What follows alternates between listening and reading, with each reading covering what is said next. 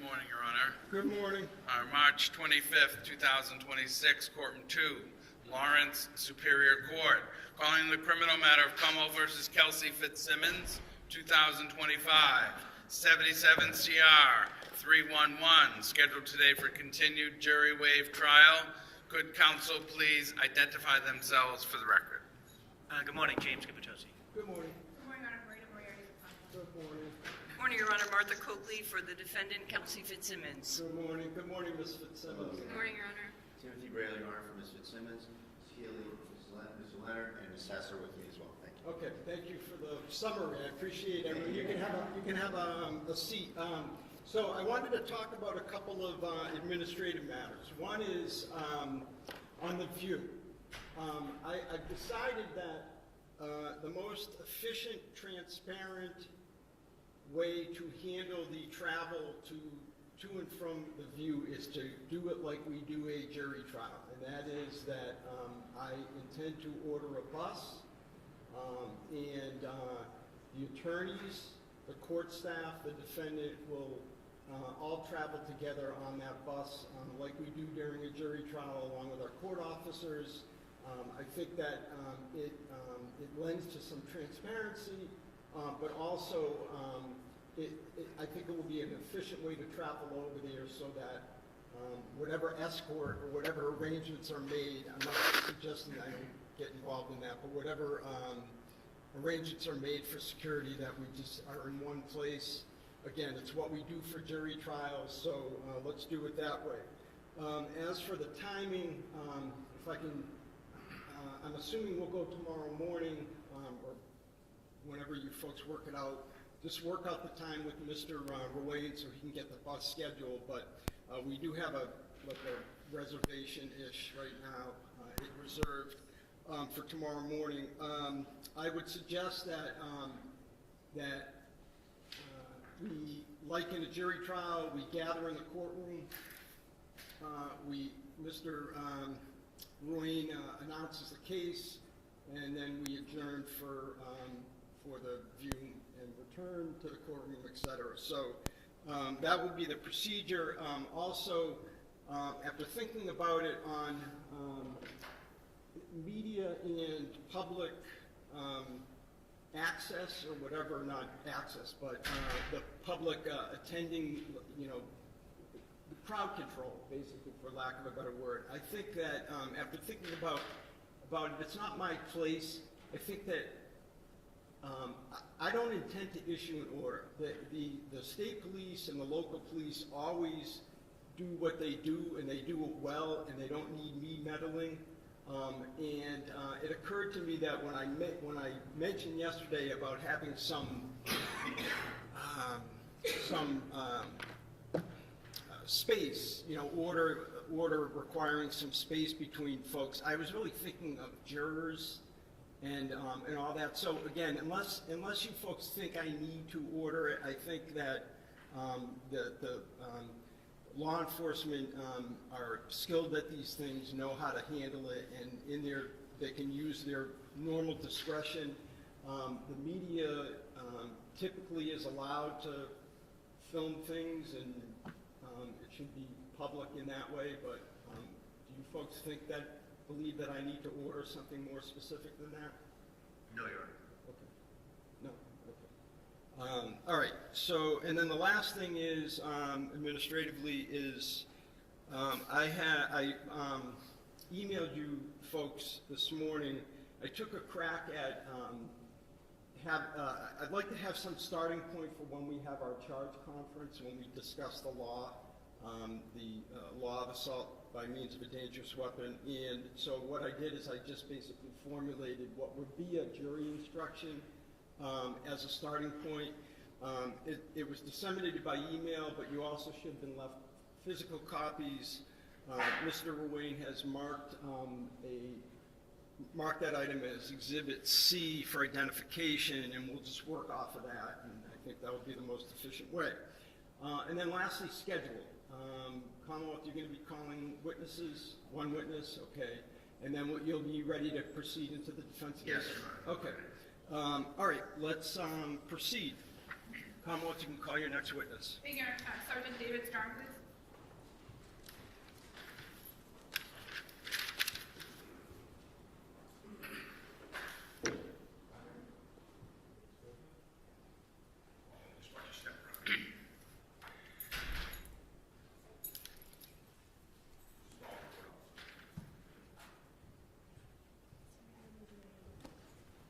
You raise your right hand, do you solemnly swear that the testimony you're about to give in this cause now in hearing shall be the truth, the whole truth, and nothing but the truth, so help you God? Thank you. Good morning. You can have a seat. Pull yourself right up to that mic. May I? Yes, please. Good morning. Good morning. In a nice loud voice, if you could please state your name and spell it for the record. Yes, my name is David Strong, S-T-R-O-N-G. And how are you employed, sir? I'm a sergeant on the Mass State Police. How long have you been employed by the Massachusetts State Police? 14 years. And if you could just give us a brief chronology of your assignments while on the state police. Yes, I graduated the State Police Academy March 2012. Was assigned to patrol. 2018, I began working out of the State Police Detective Unit. And then in 2025, I was promoted sergeant. And is that the State Police Detective Unit assigned to the Essex District Attorney's Office? Yes. And as a trooper assigned to, and then as a sergeant assigned to the Essex District Attorney's Office, what are your day-to-day responsibilities? We conduct death investigations, homicides, suspicious deaths, unattended deaths, non-fatal shootings or stabbings, as well as officer-involved shootings. I'd like to direct your attention to June 30th of 2025.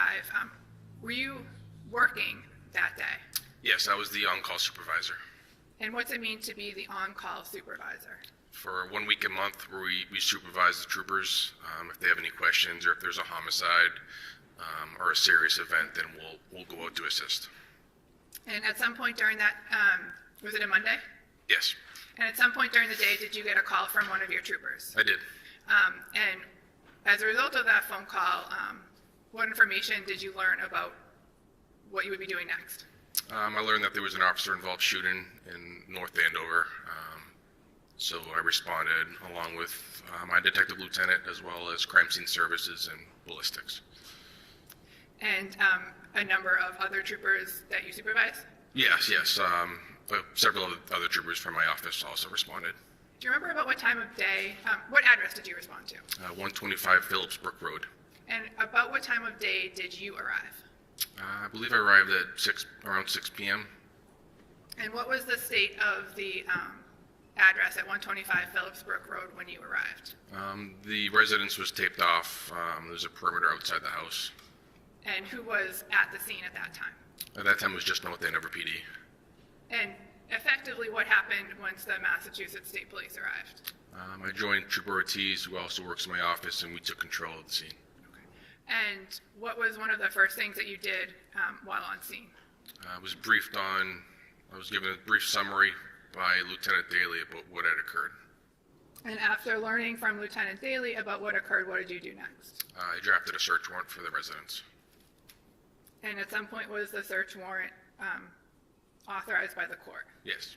And at that point, did you and members of the Firearms Identification Squad, Crime Scene Unit, and other troopers from the DA's office enter the house? Yes, And did you participate in the search of the residence? I did. And did you, at some point, focus on one particular room? Yes. And what was that room? It was the bedroom on the second floor. And was that the bedroom to the right or to the left? To the right.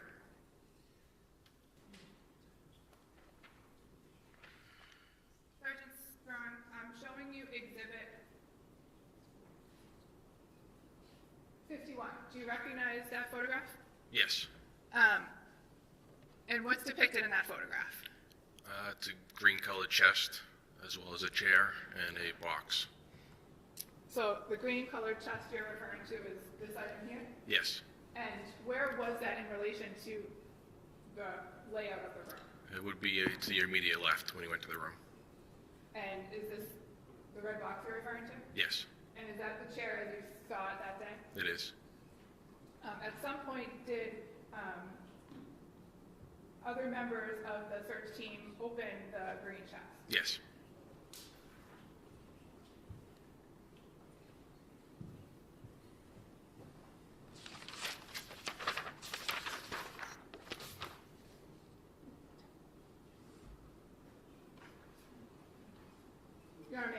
Yeah, will there be objections to No, these? Your Honor, not Okay. those two. They can All right, be so admitted. let's just have them marked and admitted.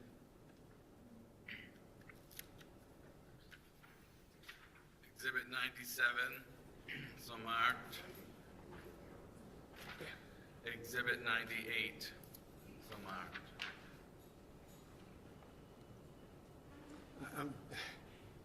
It was a 98, 97? and- 97 and 98? Yes. Okay, thank you. May I just let her know? Yes, please. Showing you exhibit 97, Sergeant Strong. Do you recognize that photograph? Yes.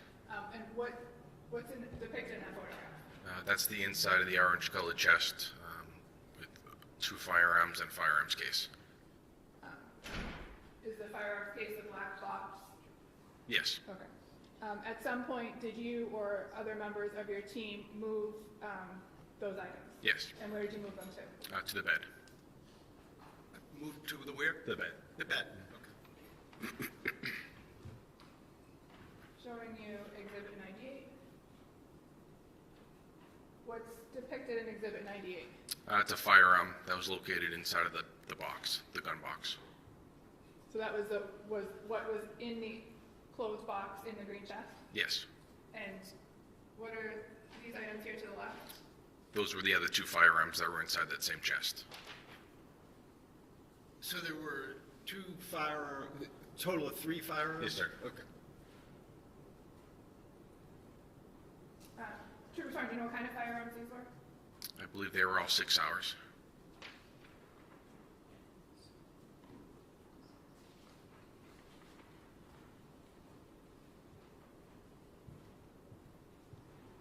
And do you know what happened to the firearms after they were photographed? Yes, a trooper assigned to my office recovered them and secured them in our evidence. And is that where they are today? Yes. May I have one, Your Honor? Yes. No further questions, thank you. Okay. Cross? Thank you, Your Honor.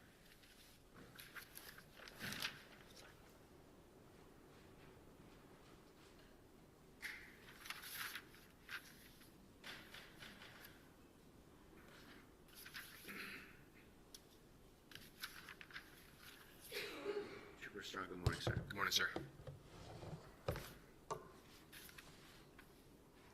Trooper, you're the lead investigator on the case from the state police, correct? I am. And you're a sergeant detective, Yes, sir. and you work at the Essex County District Attorney's Office? Yes. Part of your job is to investigate officer-involved shootings? That's one of them, yes. Yes, okay. And do you also do homicides? What's that? Do you investigate homicides as Yes, well? sir. Okay. And in this case, when was it first brought to your attention that there was an officer-involved shooting? So the on-call trooper received the call about the shooting, and then he called me. And who was the on-call officer? We had Trooper Ortiz. And when you received that call, what did you first do? I notified my detective lieutenant, and we responded to the scene. Is that Detective Lieutenant DeMeo? Yes, sir. And what time was the shooting?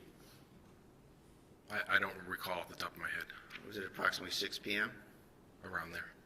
And what time did you arrive? Probably 25 minutes after I received the call, 30 minutes after I received the call. All right, 6:30-ish, about Yes. 6:30? Okay. What did you see when you got there? The house was taped off, and there were detectives and police officers standing outside.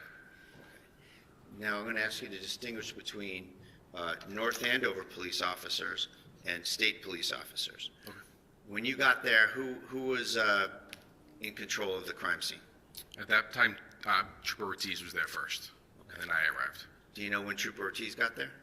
It must have been 5 or 10 minutes before I got there. All right, so doing the math, it's about probably 20 minutes where the North Andover police have exclusive control of the crime scene? Yeah, approximately. Did you recognize or know any of the North Andover police officers that were there? No, sir. Did you recognize or know the chief of police for North Andover? No, sir. Did you meet any North Andover police officers when you were there? I spoke with Lieutenant Daly and Lieutenant Domenico. Okay. Who's in charge of that crime scene in this circumstance? Is it the North Andover Police or the Mass State Police? Mass State Police. Okay. And as a practical matter, as we said, that transfer could only happen when a state trooper gets there, right? Yes. And the first trooper's there about 6:20, probably, Yeah, approximately. and then you get there around 6:30. Yes. And what was what happened with respect to kind of taking over the crime scene? We just made sure the house was secured. Nobody was inside. Nobody crossed the tape line of the perimeter. And then we knew that we needed to draft a search warrant. Okay. When you got there, did you go in the house? No. When did you first go in the house? Once we got a search warrant. Okay. Were there any North Andover police officers in the house? No. Okay. And when you were there anyway? Correct. Do you know if that was by coincidence or by some order of someone that nobody be in the house, or what? It was by an order. Everybody knew that we were in a search warrant, and everybody knew not to be in the house. Okay. When you first got there, what did you do while you were there before you worked on the search warrant? I spoke with Lieutenant Daly and Lieutenant Domenico. Okay. Where did that occur? It was in the, kind of near the school, outside of the house. Was it on the school property or was it on the house property? It was in the school, it would be in the street, so the school Sidewalk part. or something? Yeah. Okay. Was there any mention, to your knowledge or awareness, of any invocation of the town policy regarding drug testing? No. No conversation about that at all? No. All right. Did you speak with Officer Noonan at the scene? No. Where was Officer Noonan? He wasn't on the scene. Okay. Do you know what happened to him? I believe he went to the hospital. Okay. And do you know any circumstances about that? I do not. And you know that that's a common occurrence when there's an officer-involved shooting.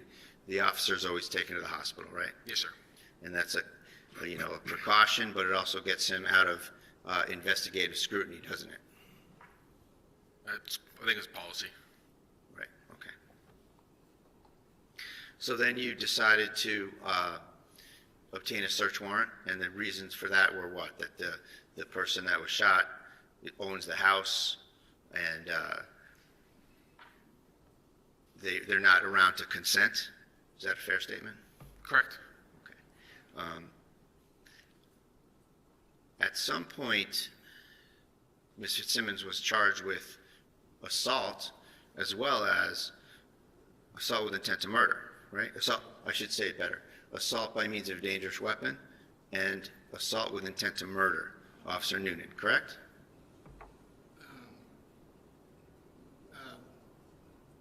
Basis? What's the relevance? Well, it goes to what the investigators did, judge potential investigator bias, that they overcharged the case. What happened at the scene? I think it's pretty basic. What did they charge her with? Okay, how is that relevant to me as the fact finder in determining whether the Commonwealth met its burden on the charge that resulted? So, I think it just goes to potential investigator bias, wherever it may be found. I think it goes to how they perceive the situation early on. It's part of the case. It's part of the circumstances of the case, Your Honor. all right, I'll tell you what, I'm going to sustain the objection. You can make a proffer if you want to protect the record, but I'm going to sustain the Okay, that's it, Judge, just for those issues. Thank you. Thanks. So Ms. Fitzsimmons was charged, Yes. and that was on what date? I don't want to quiz you. How about July 3rd? July 3rd, yes, sir. Okay, a few days later. Yes. Okay. And on July 3rd, had you talked to Officer Noonan? Yes. Was that the first time you talked to him? Yes. All right. And where was that? North Andover Police Department. And what were the circumstances of that? We met in a conference room at the police department. It was myself and Detective Lieutenant Robert DeMeo, as well as an attorney. Okay. And that was an interview that was recorded on your body camera, correct? Yes. And the body camera obviously takes video and takes audio, right? Yes. And now in that interview, you put your body camera on the desk, right? Yes. And you didn't put the body camera on the person you were interviewing, though, right? I don't recall exactly where it was facing when I put it down. So, but don't you know that we don't have video of any of these officers when they're testifying from your body camera? You mean interview? Yes, I'm sorry, when they're interviewed. Thank you, Your Honor. I tried to do them all consistently. I think I put it in the center of the table. So you know that Noonan's not on video when he's testifying, right? Yes. Okay. So that was a deliberate decision you made to not video the witness that you were interviewing? No. Because, I mean, isn't it important to kind of see the witness's demeanor, reactions to questions, their emotional state when you have a body camera? I felt it was just as important to get the audio as well as everybody else in the room.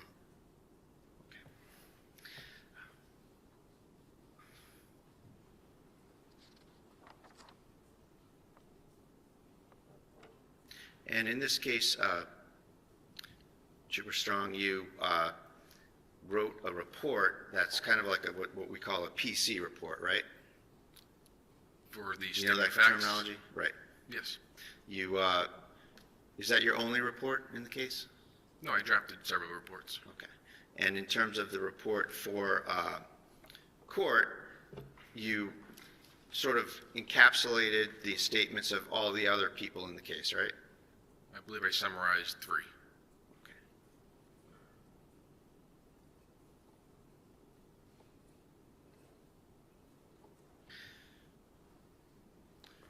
Just gonna use the picture.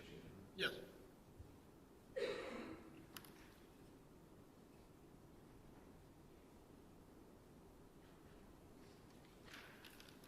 Showing you Exhibit 51.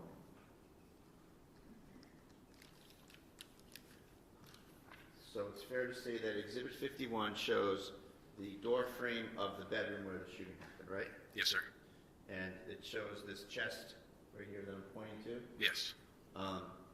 The firearms, you observed those extra firearms that were in the chest, right? Yes. And it's fair to say those firearms had nothing to do with the shooting in that room, right? Yes.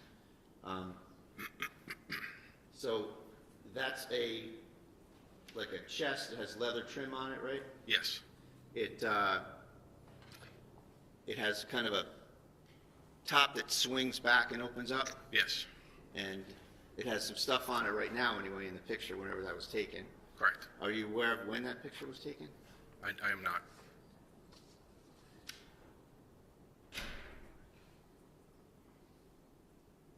And it's fair to say that the end of the chest kind of lines up with the door frame, right? It's very close. So to get into that chest, you don't really need to disappear behind the door frame, do you? I don't know, sir. I mean, there's a chair there as well, right? I'm not sure where the chair was at the time. Yeah, but it's there in the picture, right? It's there in the picture. And the pictures are offered as evidence of the crime scene, right? Yes. Okay. May I have one moment, please, Your Yes, Honor? take your time.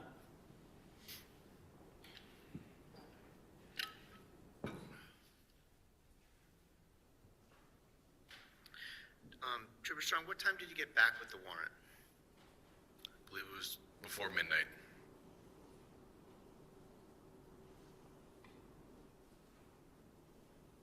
All right, so I just want to get the time frames down when you were at the scene, okay? So you arrived there around 6:30, right? Yes, sir. And then you think Ortiz is there 6:20. Yes. When do you leave to go prepare the search warrant? I write the search warrant in my cruiser. Okay, on the scene. Yes, sir. And how long do you figure that takes you?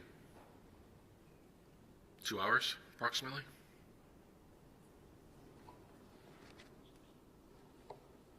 Then you, what did you do when you had the search warrant drafted? I contacted the clerk. Did you involve any assistant district attorney from the Essex DA's office? Did I involve one? Yeah. Yes. Okay, and when was that? I believe on scene. On scene? Who was on scene? ADA Guptosi, Detective Lieutenant Robert DeMeo.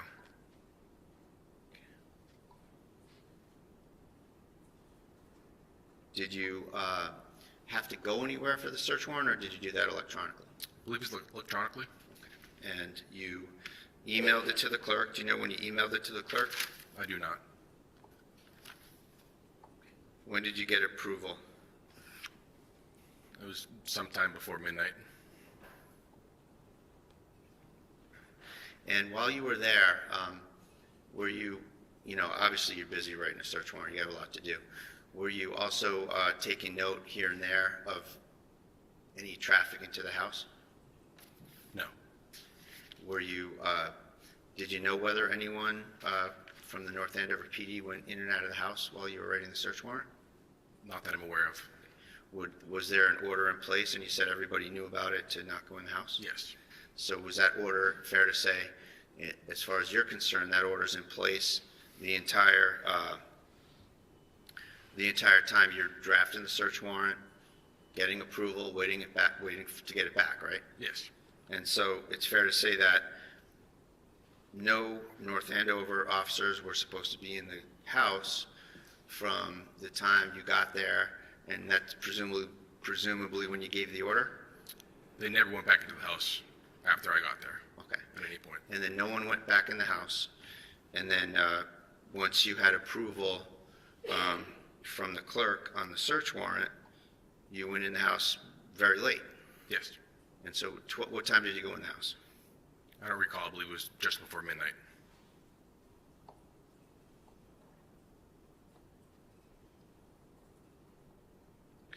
Who went in the house with you? Crime scene services, ballistics, and other members from Essex SPDU, State Police Detective Unit.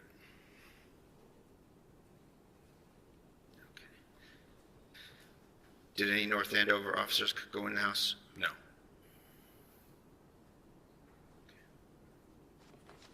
One moment, please, Your Honor. Yes, take your time.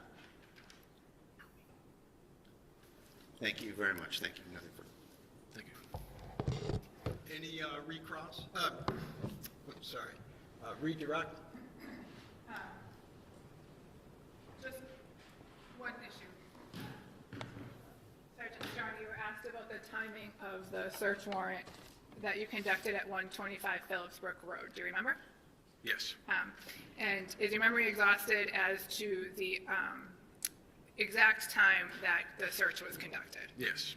Would reviewing a report related to the search warrant refresh your memory? It would. May I approach? Yes.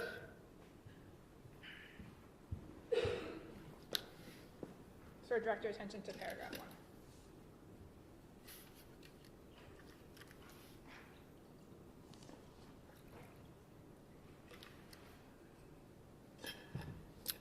Yes. What time did you and other members of the Massachusetts State Police start the execution of the search warrant? Approximately 11 p.m. No further questions. Any, I'm sorry? No questions. Okay, just for clarification, Sergeant, so the search warrant was approved by a judicial official? Yes, sir. Do you recall who that was? I do not. Do you recall what court the person was from? No, it wasn't Lawrence, Essex County. It was a different county, I believe. Okay, it was like an on-call judge or something? Yes, sir. Okay. Yes, sir. And is it fair to say that I had no involvement in reviewing or approving that search warrant? Yes, it is. And is it fair to say that Mr. Ruane, when you mentioned something about a clerk, had no involvement in the issuance or review of that search warrant? He did not. Counsel, either side wish to follow up on that? No, thank you. Okay. All right, thank you very much, Your Honor. Sergeant. You may step down. Commonwealth, you call your next witness? Commonwealth rests. All right, the Commonwealth rests. All right. And is there a motion? There is, Judge. Okay. I'll stand on the papers. All right, so it's paper 90. You've been provided, Commonwealth, a copy? Yes, I received a few emails. All right, defendant's motion for required finding and not guilty. Let me just read it.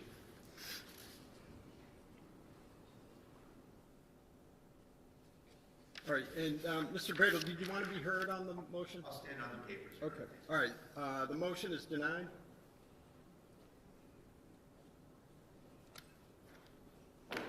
And the defense, you can call your first witness. Yes, Judge.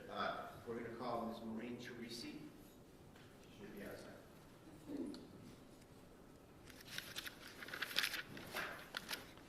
Maureen Teresi.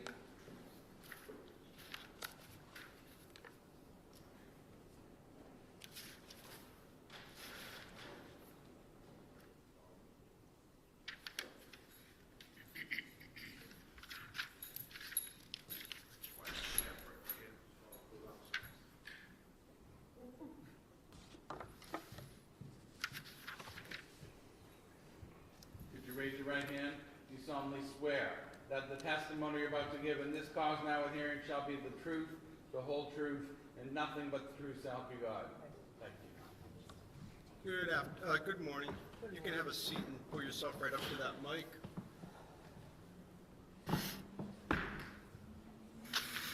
May I inquire, Your Honor? Yes. Good morning, ma'am. Good morning. Please state your name and spell your last name.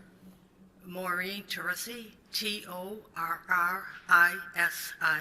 And where do you live? in North Andover. Okay, do you live in a condo complex there? I do. What do you do for a living? I am a stay-at-home mom, I guess. I guess I'm retired. What are you retired from?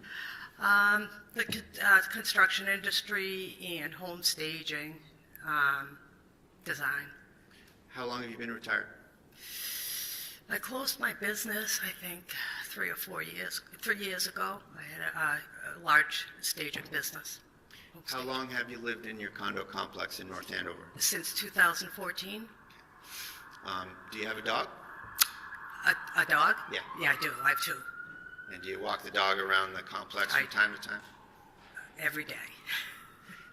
Do you, in the course of walking your dog, have you ever made the acquaintance of one of your neighbors named Mr. Noonan? I have. And do you know who that is generally? I do. Right, and how do you know him? Walking the dogs. I knew him as Duke's father, And Duke a is dog. his dog's name. I've spoken, just in passing.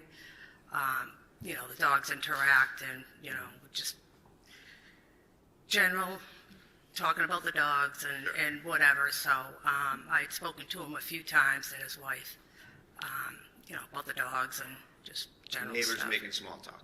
Absolutely. Okay. And back in August of 2025, you had engaged him in some conversation about what was going on at the North Andover PD, right? I did. And is that what you said to him by way of initiating the conversation? I did, yes. The beginning of it was just that, I had a razzing relationship with him, just regarding things going on in the world. And so what I started with is, how do you like what's going on, in the world today or whatever? And he's like, I love it. And then I had asked, what's going on with North Andover, the town of North Andover? He's, What were you referring to when you said that to him? what was going on at the department, as far as, the shooting, the cop being shot. And did he? And he first said, what do you mean? And I said, well, that press conference, the first press conference that was given made no sense. And at that time he said, I'm the shooter. What he said? I'm the shooter. He said, I'm the shooter. And what did you take that to mean? I said to him that he was the one that shot the other officer, is what I took that to mean. Right. And then what happened? I had asked him if, well, first I said, oh my God, I'm so sorry. I know when police officers have to discharge their weapons, it affects them, and I can't imagine having to do that with a colleague. I'm sorry, I didn't quite get the end of that. I said I couldn't imagine having to do that to a colleague. And what did he say? And And he had said to me that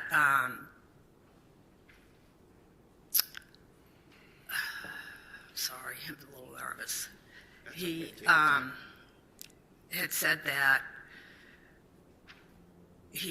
there was no choice to it. He had no choice, that he had to, she had the gun pointed at him when he came into the bedroom. And Did he use any He said certain, that- pejorative about her?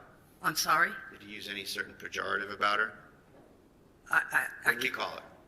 What did he call her? Well, he didn't call her that at that time. He explained very, very briefly what had happened. And he said that when he came into the room, she had the gun pointed at him. And that, it clicked. She clicked it. And I said, so there was no bullet there? And he said it clicked, and that he wasn't going to let her get a second shot off, and that he had to shoot her. And I'm like, well, that doesn't make any sense. And I had asked why they went to her house, the three of them went to the house instead of having her go to the station. And why wouldn't they, if they were going to the house to take a baby, why wouldn't they have had some social services there with them? And he said, well, she's a fucking whack job. Oh, sorry. No, you I'm don't have sorry. to- You don't have to apologize. You have to say what was said. Okay.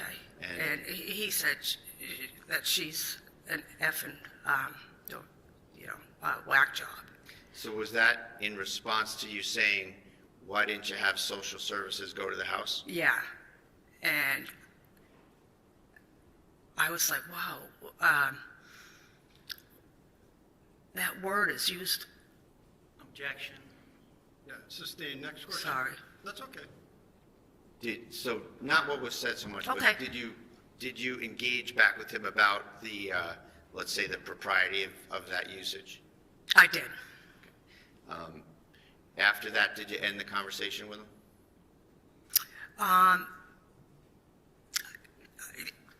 There was a little more conversation, and then it ended, yes. All right. Thank you very much. Thank you. How did you get involved in this case? How did I get involved in it? Yeah. I didn't. Well, no, how did they know you heard this? Objection, relevance. Overruled. After the conversation that we had had, I was shocked by it. I didn't even know Pat's first name But his how last. did you contact someone? I did. And a little bit after we had the conversation, probably a week afterwards, I did contact somebody. Who? That Mike Crawford, that I knew was in contact with the defense, and, because I think there was a hearing, I'm not sure, but I know that Mike was in contact with them, and I contacted Mike And so when was this? When was this conversation? with Mike. No, with this conversation with Pat. It was August 20th. August 20th. Yep. Okay. You were interested in this case from the beginning, right? I'm sorry? You were interested in this case from the beginning, weren't you? No, I mean, I was interested in what was going on in my town, yes. You're Maureen Sullivan's Rissy, correct? I am. And you post, and you make comments to newspaper articles, don't you? About this? Yeah.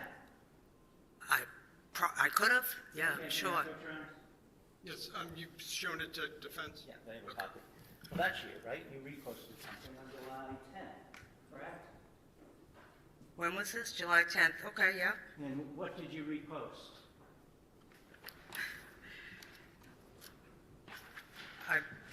Meaning what? What do you mean? What did I repost? It's a Yeah, it's a article simple from Mike. question. I'm sorry, it's an article from, it looks like a post from Mike Crawford. Right. I reposted that. You reposted that. The Yes. post, well, what did you repost? I can't see it. Like, what's the context of Mike's? You did it. I understand that. Second, please, please. What is that? Hold on, please. I'm not raising my voice, anything more than to just, I have a timeout, but hold on one second, ma'am. Just wait for, and Mr. Gubitosi has to do the same. We can't have two people speaking over each other. So Mr. Gubitosi, why don't you ask the question again? All right, thank you. You don't remember what you reposted? I can't see, no. Okay, From maybe- July 10th, I can't read.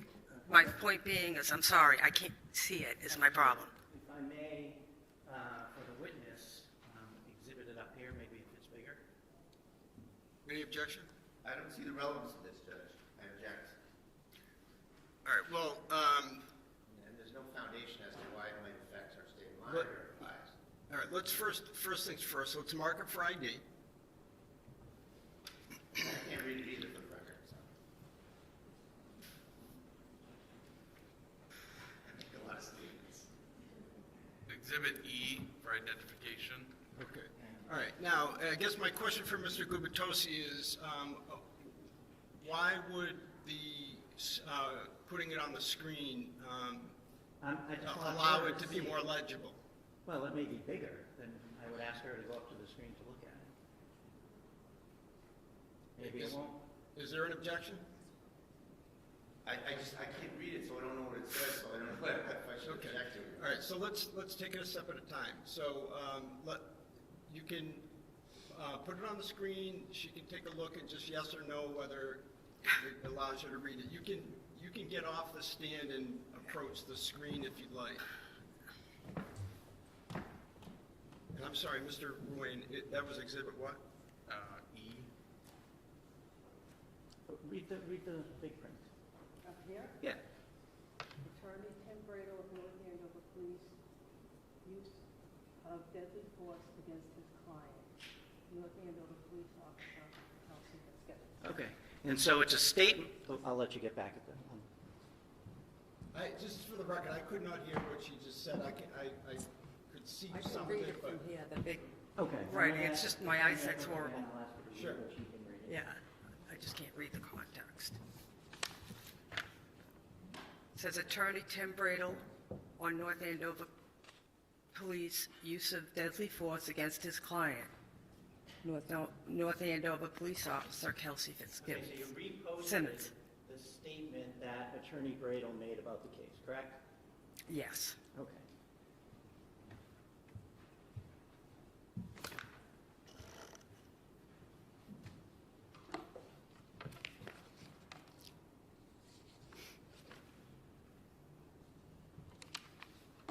Now, you said you comment about news articles also, correct? I have no idea. Okay, may I What do you- approach again, Your Honor? Yes. I'm going to show you and just ask if you can look and see if you recognize that. What's that date? August 14th. Okay, and do you see something that you wrote?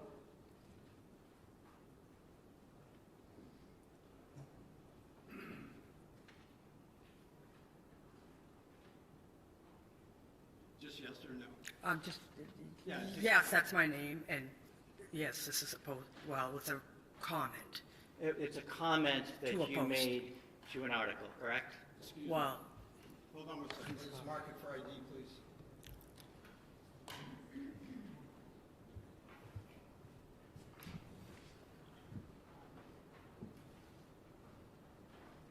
And, Mr. Bradley, you've seen this? I have, Judge. No objection. Exhibit F, so marked. Thank you. So August 14th, you commented, correct? I did. Can you read what you said? Can I read it? Can you read out loud what you said? Oh, sure. Joseph LaHood, I'm commenting too. Yeah. Got proof or evidence of this narrative? This incident was a setup from the get-go. Their narrative will not pass the smell test. I hope all involved are ready for their tireless scrutiny that independent media will bring to light. through extensive research. Ask Norfolk County, Mass State Police, and Canton Police are doing these days. We have just begun. So we have just begun. So you feel like you have a stake in this game? Not at all. You feel that you're akinning this to the Karen Reed trial, right? Yes. That there's a cover-up. Well, not that there's a cover-up. Well, those were your words, weren't they? I don't know is that what it says in there? I forget what that says in there.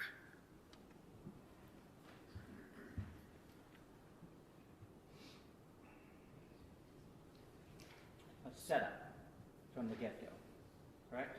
Correct. And tireless scrutiny that independent media will bring to light through extensive research. And then Correct. you mentioned Norfolk, Mass State Police, Yep. and the Canton Police. I did. Correct? Yep. Okay. So a cover. Well, yeah, it's the judicial system seems to be going awry, and there's more eyes on things now. Okay, I'm going to show you something else. I'm sorry, I don't have a copy of this. Let's have that marked on your way out. Thanks.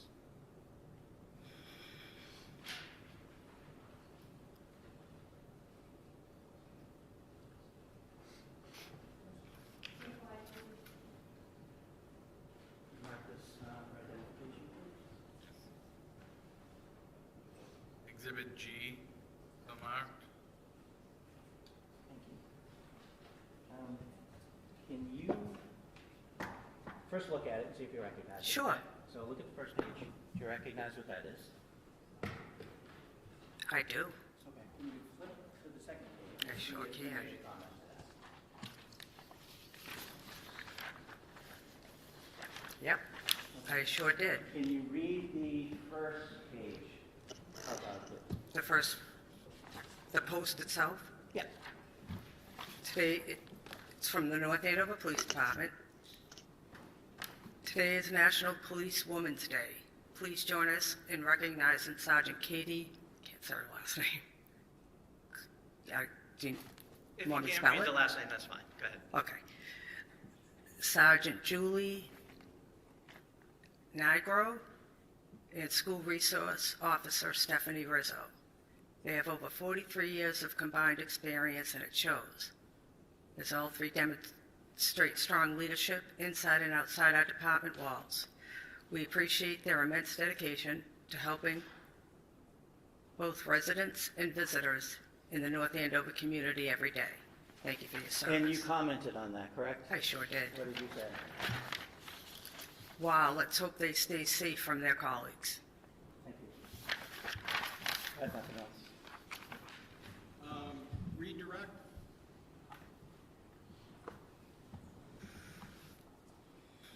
We're content, Your Honor. Thank you. Okay. All right. You may step down. Thank you, sir. And defense, you may call your next witness. Yes, Your Honor, the defendant calls Lauren Page. Lauren? Could you raise your right hand? You solemnly swear that the testimony you're about to give in this cause now and hearing shall be the truth, the whole truth, and nothing but the truth, so help you God? Yes. Thank you. Good morning. You can have a seat right there. You pull yourself right up to the mic. May I proceed, Your Honor? Yes. Good morning, Mrs. Page. I'm going to ask you to give your full name, first name, last name, and spell it, mostly for our stenographer, if you can do that. Sure. Lauren Page, Lauren, Page, Page. Okay, I'm just also going to note that because the windows are open, occasionally we have fire trucks go by, so if we hear that, we'll stop our conversation, okay? Sure. Thank you.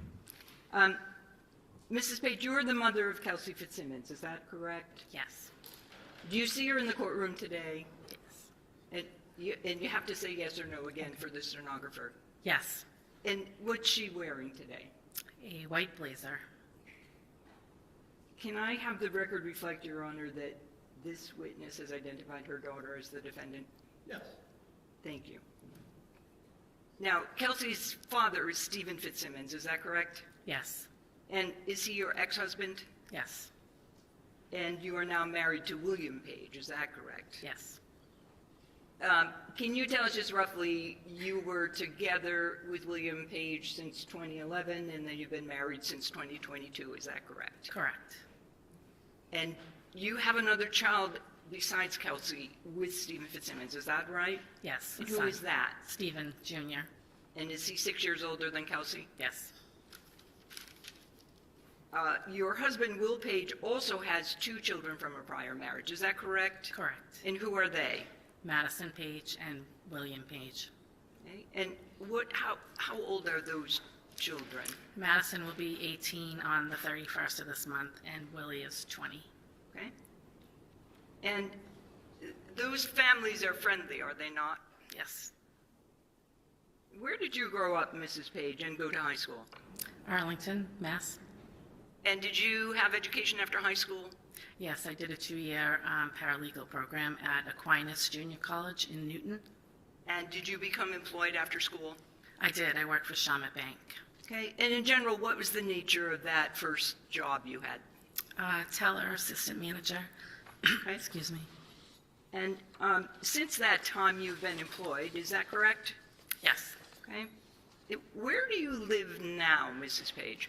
Methuen, Mass. And I won't ask you the address, we don't need that. And where do you work now? I work for Sullivan Mechanical. It's in Wilmington. In Wilmington. And how far away is your home from the North Andover home where Kelsey Fitzsimmons lived in June of 2025? 8 minutes. And how about your place of work? How far away is that? 20. Kelsey went to college, did she not? Yes, she did. And after that, did you stay close with her, Yes. close to her today? I'm sorry? Are you close with her also Oh, today? yes. Yes. And did Kelsey live in Methuen with you and Mr. Page, his son and daughter, from before Christmas 2025 until recently? Yes. When Kelsey finished college, did she do about 1.5 years of law school? Yes. And you're aware she applied to become a corrections officer in Essex County, is that correct? Yes. And she served as an Essex corrections officer before she went to the North Andover PD. She did. And all during that time, you were close in contact with her. Fair to say she was in your life, you were in hers? Absolutely. Okay. And again, what town do you and Will live in now? Same, Methuen. In Methuen, okay. At some time, did Kelsey move to North Andover? Yes. And did she first have an apartment and then bought a house, is that right? Yes. Where did Kelsey live when she served as a corrections officer? Her apartment in North Andover. And again, how far away is that from where you lived in Methuen and where you live now? 8-10 minutes. Close drive, correct? Yes.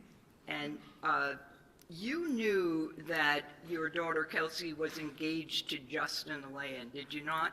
I did. And you also knew that Kelsey had a child, of course, is that right? Yes.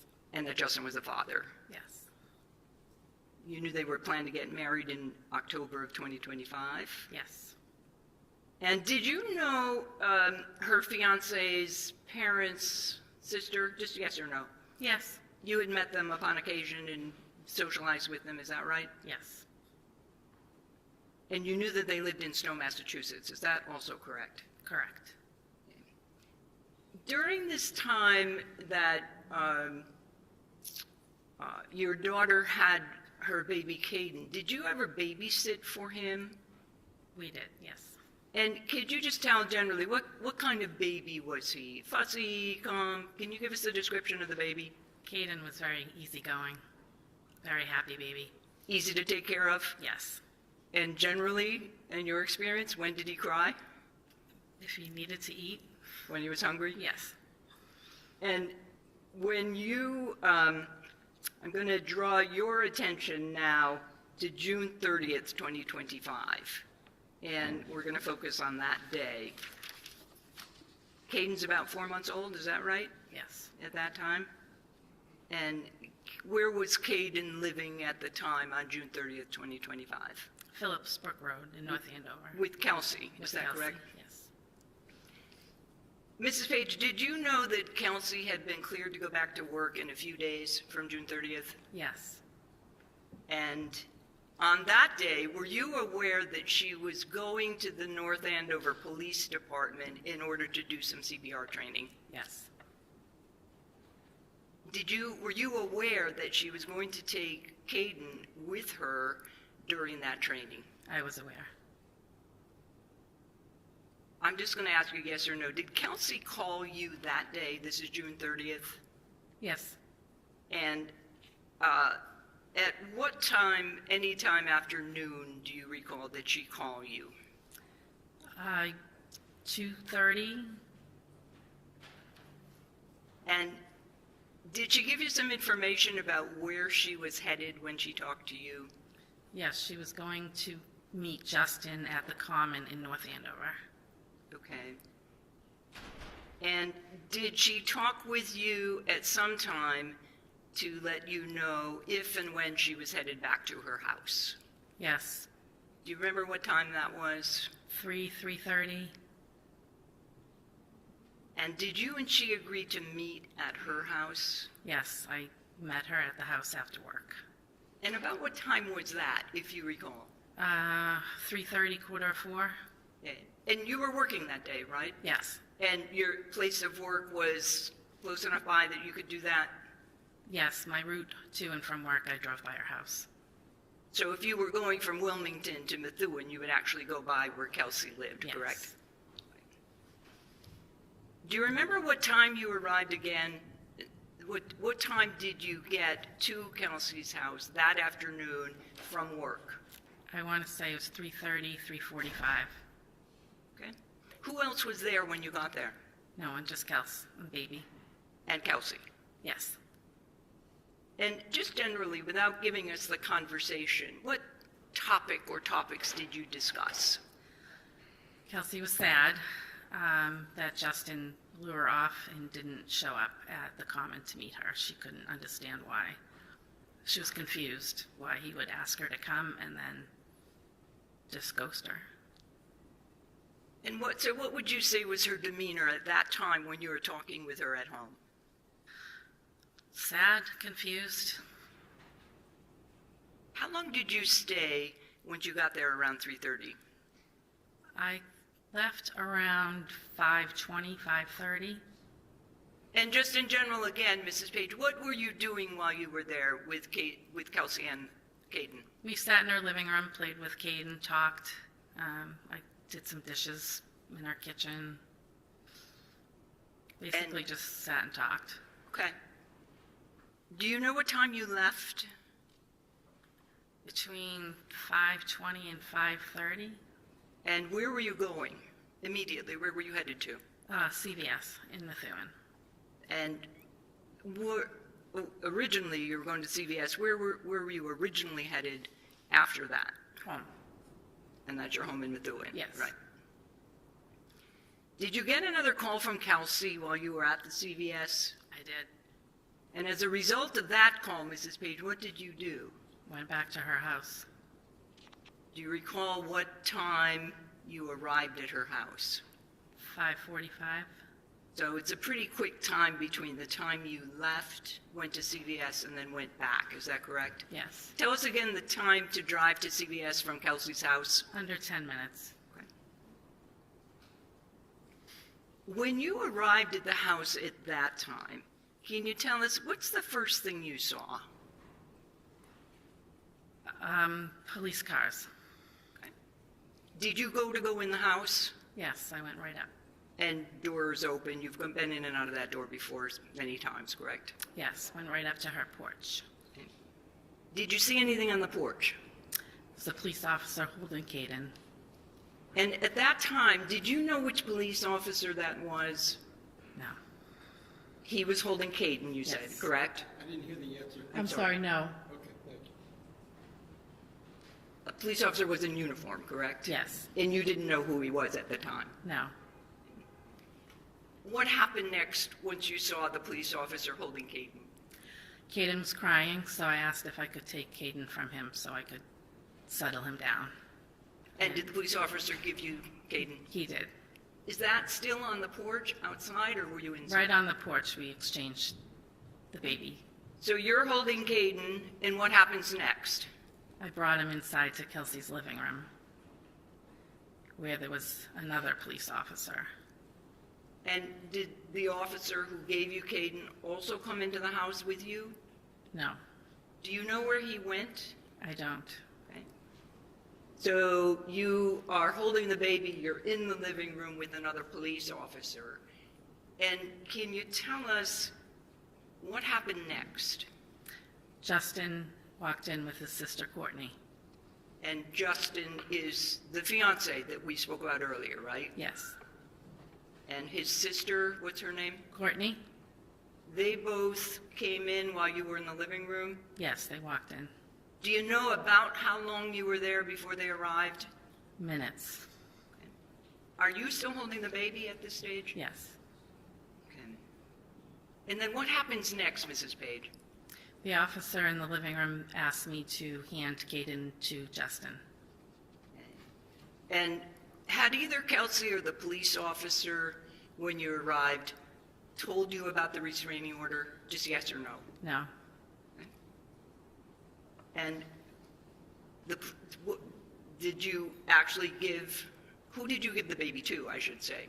I handed the baby to Justin. Justin turned and handed Courtney the baby. And what did they do next? Left. Did you have any conversation with them, just yes or no? No. Did they take anything for the baby with them, if you remember? Car seat, I believe. And they left together, if you recall. Is that? Yes. Yes, okay. Mrs. Page, when you arrived, did you see your daughter on the first floor? No. Did you know where she was?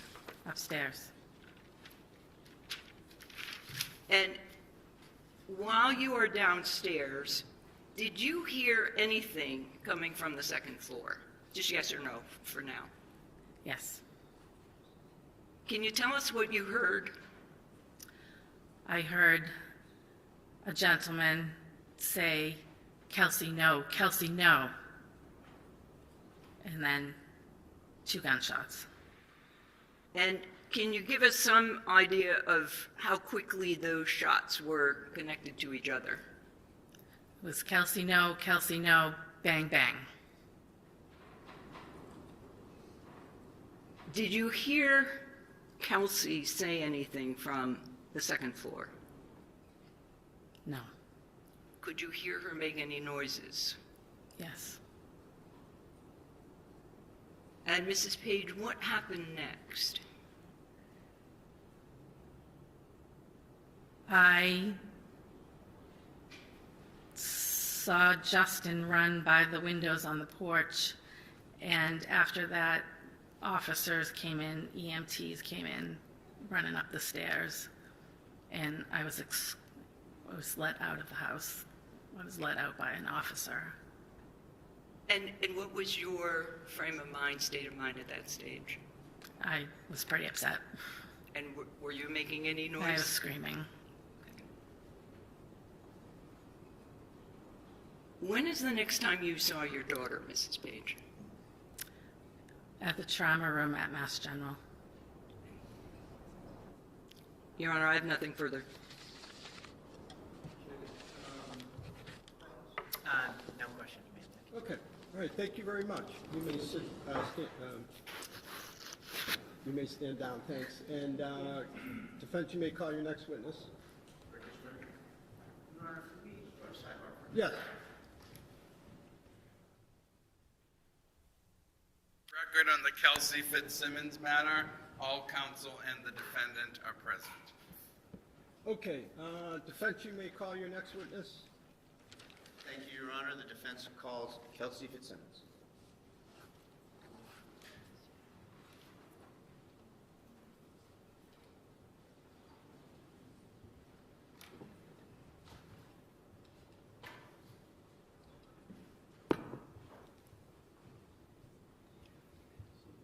If you raise your right hand, do you solemnly swear that the testimony you're about to give in this cause now and hearing shall be the truth, the whole truth, and nothing but the truth so help you God? Yes.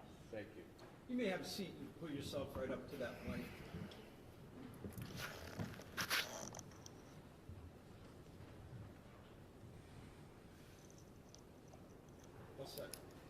Thank you, Your Honor. May I inquire? Yes. Thank you. Good morning, miss. Good morning. State your name and spell your last name. Kelsey Fitzsimmons, Fitzsimmons. How old are you? I'm 29. Excuse me, do you mind, just pulling that mic Yes. a little bit closer, just so that we can hear you? Is that better? And I didn't hear your last answer, how I'm old? 29 years old. 29. Okay, thank you, yeah, that's better, thank you. And what's the town of your residence? Currently, Newburyport. Where'd you grow up? I grew up in Methuen, Methuen? Massachusetts. And did you live there your whole life? Most of it, yes. Did you go to high school there? I did. And where did you go? Methuen High School, When did you graduate? 2015. And you lived there with your parents and your family? Yeah, I lived with my mom and my dad. There were 2 different houses. Tell the judge a little bit about your upbringing and your family and who's who. So I have my mom, my dad, my mom Lauren, my dad Stephen, my older brother, my biological older brother Stephen Jr., and then I have my stepfather, William Page, his 2 kids that I consider my brother and sister, Madison and William. I'm sorry, I didn't hear the names. My younger brother and sister are Madison and William. Madison and William, did you say that they were step-siblings? They are step, yes. Try to keep your voice up. Okay, Just sorry. Use the mic, like, Okay. kind of like I am, a little bit like that. Okay. All right, thanks, Kelsey. So, you guys are a close family, right? Yes. And they've been with you through this process the whole time, right? The whole time. When did you graduate high school? 2015. Did you go to college? I did. And where'd you get your degree from? I got my degree from Fisher College. I got my Bachelor of Science in Criminal Justice. What year was that? 2020.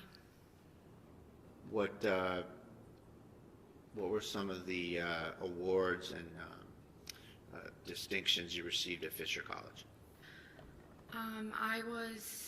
I think my junior year, I was inducted into the Criminal Justice Honor Society. In my senior year, I was voted in as the president of the Criminal Justice Club, and I just worked closely with campus police there and the advisor of the Criminal Justice Club. Did you work while you were in college? I did. Where'd you work? I worked for the college as a work study, and I also worked as like a host / waitress down the street at a restaurant called Cheers. Did you do any security work? Yeah, in 2016, I was hired by Fenway Park Security, and I believe I worked there in 2017. And like throughout all of Fisher College, I worked for campus police as a work study, like a dorm proctor, checking IDs of students. Okay. After graduating Fisher College, you had the B, is it a BA or a BS? Yes. BS in criminal justice. Yes. And what was your kind of goal for your life and your career with that degree? When I graduated, it was the peak of COVID, so everything got a little confusing on what my next steps were. My plan originally was to try to go straight to a police academy, but when I graduated, there was no police academies running, so I decided to, because I love school, I decided to further my education and go to law school. Where did you go, and tell us about law school a little bit. I went to Massachusetts School of Law. I did about 3 semesters, and then some academies started to run again. And did that change your pathway? It did. What happened? The Essex County Sheriff's Department started doing Sheriff's Department academies again, so I applied to be a corrections officer, and that was in 2020, and I went through their academy in 2021. Where's that academy? Their academy is at the Northern Essex Community College in Haverhill, Massachusetts. And what was the course of study? Just in general, what did it entail and how long was it? It was 3 months. It had to do with just the training of being a corrections officer. Our whole job was safety and security of the inmates that were housed in the jail. So it went a lot into safety and security. So you spent 3 months at the Sheriff's Academy, Yes, and you were hired by the Essex County Sheriff? I was, yes. When was that roughly? That was in 2021. I think it was September of 2021. What was your kind of original first assignment when you got to the Sheriff's Department? How did you start there? I worked in housing. I was assigned to housing the whole time I worked there. Did you have any other jobs while you were at the Essex Sheriff? When you pick up a overtime shift there, they kind of just throw you in where somebody's needed. So I did a lot of different jobs just through all the overtime I worked, which included transportation of inmates to and from court. I would work in programs. They have church and school for the inmates that reside there. And there's outer perimeter security where you drive a cruiser around the perimeter of the jail to ensure no one's coming in or out. I did things like that on my overtimes. Okay, and in terms of the transport, you were actually the person that kind of comes to here to court, goes into lockup, delivers prisoners, picks up prisoners, brings them back? Yes. How long were you at the Essex Sheriff? About 2 years. What, and at that point you had a career path decision, right? A Yes. different decision. I did. And what was that decision? I always knew I wanted to be a police officer. And was there some opportunities that came up in that respect? Yes, while I was working for the Sheriff's Department, I had moved to North Andover. And I really liked the town I lived in, and I wanted to work in it as a police officer. So what did you do? I applied to the North Andover Police Department. Did you interview with Lieutenant Daly, was it? I did. He was on a panel interview. They call it like an oral board. It included Lieutenant Daly and several other members of the North Andover Police Department. And I take it that you're not going to get hired there unless they approve you. Yes. And that happened, and you were hired? Yeah, they do an extensive hire check. Background check and so Yeah, forth? like there's a lot that goes with it. What you would expect in terms of a police officer getting hired. Yes. What's the first step when you get hired as a police officer? What do you do next? You have to go to the police academy for 6 months. So you've been through a 3-month Essex Sheriff Police Academy, training academy, and now you're about to start a 6-month North Andover Police Academy training, right? Yes. And where did that training take place? That also took place down the hall at Northern Essex Community College in Haverhill. And you spent 6 months going to that? 6 months, yes. Was that, is that something where you like stayed there the whole time, or did you come and go? Did you commute? How does that work? I commuted. I got there in the morning, left sometime in the evening, and we had weekends off, so it was 5 days a week. Okay. When did you graduate from there? I graduated in May of 2024. And did you run for any positions within the academy that they have in your class? Yes, while I was in the police academy, I ran for treasurer, and I became the treasurer of my class. And what does that entail? That entails everything financial through our academy. I would collect, we had like academy dues, I would collect them, and we would purchase things that we wanted, such as like sweatshirts and sweatpants to wear for our PT days, as well as an academy sweatshirt. I also planned our graduation party, so I had to book it, collect the funds for it, and plan it, essentially.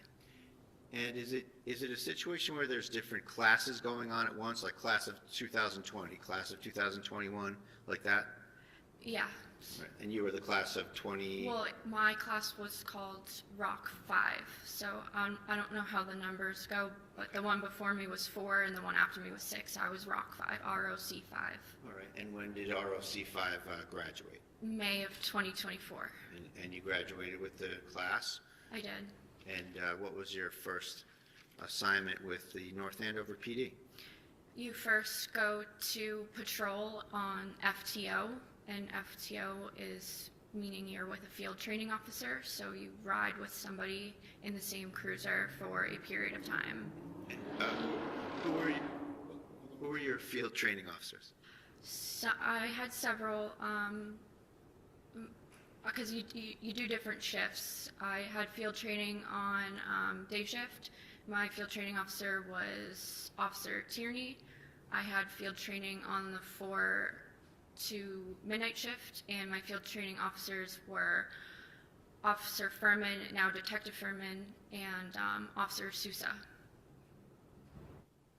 The entire time you were there, were there any other FTOs that you had, just to kind of list them all off? I think there's multiple officers there that are FTO trained, but those were the ones that were assigned to me to train me. So you were, I'm sorry. No. Can you just, Oh, yeah.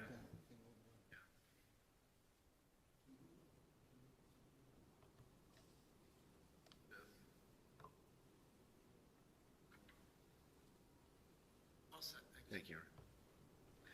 So, Ms. Fitzsimmons, in your employ at the North Andover PD, you assumed the job of a regular patrol officer at some point, I take it?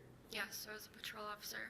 And after you finished with field training officers, do they have some sort of a say in how you function in the field and report back to the administration or the supervisors about how you're functioning?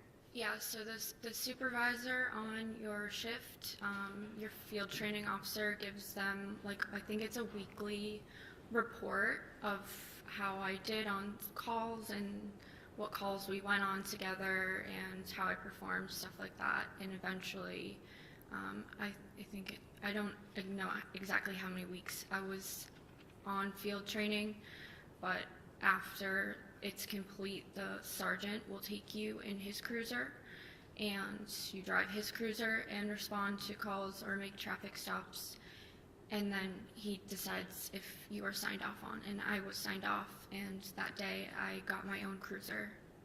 And when was that, if you remember, just roughly? I think it was in end of June or early July of 2024. And just a few things I want to just tick off on the list of things a police officer does. Did you serve restraining orders? I have before. Have you testified in court? I have. And you've made arrests? I have. Now, at the time, moving over to your personal life, at some point you met someone named Justin Aylaian, right? Yes. And what was your experience with Justin Aylaian in a nutshell? My experience in a nutshell, we met through Facebook. We went on a few dates. We ended up hitting it off. While I was in the academy, we were dating. He is a North Andover firefighter. At my police graduation, he pinned me, and then I would see him on calls sometimes. And we eventually moved in with each other. We got engaged. We had a baby. And what was the baby's name? What's the baby's name? My son's name is Caden. How old is he today? He's 13 months. And Justin Aylaian is the father? He is. What happened on June 30th of 2025? On June 30th of 2025, I woke up in the morning. Let me be more specific. Okay. I'm sorry. did he take any actions relative to you in terms of your relationship that day? Yes.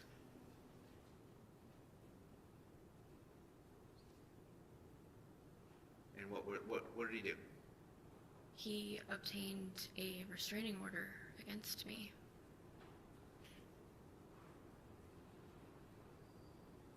Is it fair to say that he broke up with you via a restraining order? Yes. I did not speak to him. I realized our relationship was over when a restraining order was handed to me. Okay. So let's rewind to the events of that day, okay? Okay. So that morning, were you home? I was. Who was home? So my sister slept over the night previous, so June 29th to June 30th. So she was over in the morning. Maddie? That's Madison, yes. I was with my son. I had work at 1 p.m. I had to go to CPR training at 1 p.m. Okay. Now, had you been out of work for a while? I was, yes. All right. And when did you first go out of work? I worked up until I gave birth. Caden came 5 weeks early, so I wasn't expecting it, so I went out basically the day I gave birth to him. And his birthday is what? February 16th, 2025. Now, when you were seeking to go back to work, did you get cleared to go back to work in June of 2025? Yes. Did that entail going through certain trainings and getting reviewed and stuff? I did. What was the event on the 30th that you had to do to finish that off? I had CPR training at 1 p.m. on the 30th, scheduled. Was that your last thing you had to kind of go through? That was it. Yep. Were you seeking to see Justin Aylaian that day? Yes, we had spoken through text and on the phone in the morning. I was asking if he would come home because he hadn't been home in days, to be with Caden while I went to work, and his response basically was, I can pick him up and watch him. And I said, you're not a babysitter. So there was a bit of argument about that. Text argument. Yeah, it was like, you're his dad, you're not a babysitter, you can come home. I don't understand picking him up and watching him. That was very odd for me to hear as his father. Moms don't like when dads say they're going to babysit their own kid, right? Yes, like, you're dad.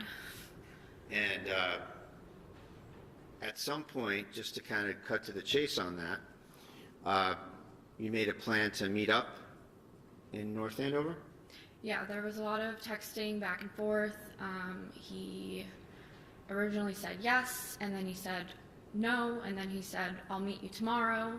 And I said, you have work tomorrow? That doesn't make any sense. He worked a 24-hour overnight shift, so. Was there something about gas money as well?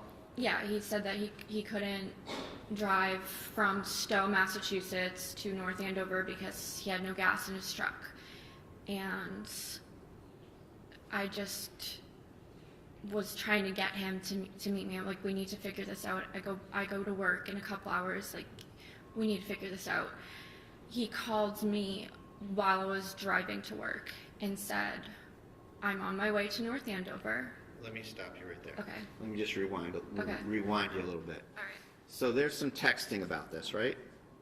Yes. And the texting that you have and that's been kind of passed around in the case, it doesn't end up with, okay, I'll come and meet you at the North Andover Common, right? No. So was that arrangement made outside of those texts? Yes, like looking back now, I think it was strategic, but. All right, well, just, I don't want to That's just my opinion. Yeah, I don't want to ask for your opinion Okay, on it. sorry. I just want to, factually, I'd like to ask you, were there a couple calls back and forth that kind of Yes. set that up once and for all.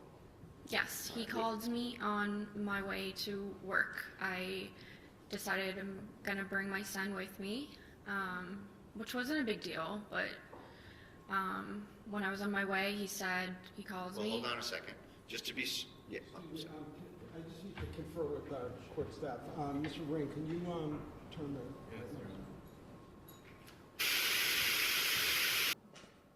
Court is in session, please be seated. We're back on record on the Kelsey Fitzsimmons matter. All counsel and the Okay. defendant are present. And Ms. Fitzsimmons, could you retake the stand? Thank you, take your time.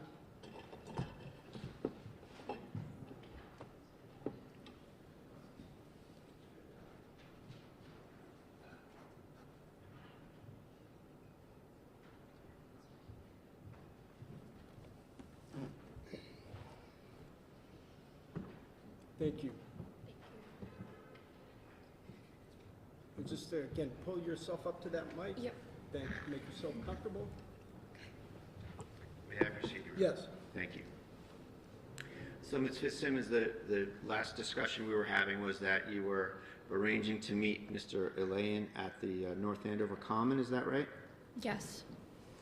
And did he call you about it when you were on your way to CPR training? He called me, I think I was putting Caden in his car seat. I missed it.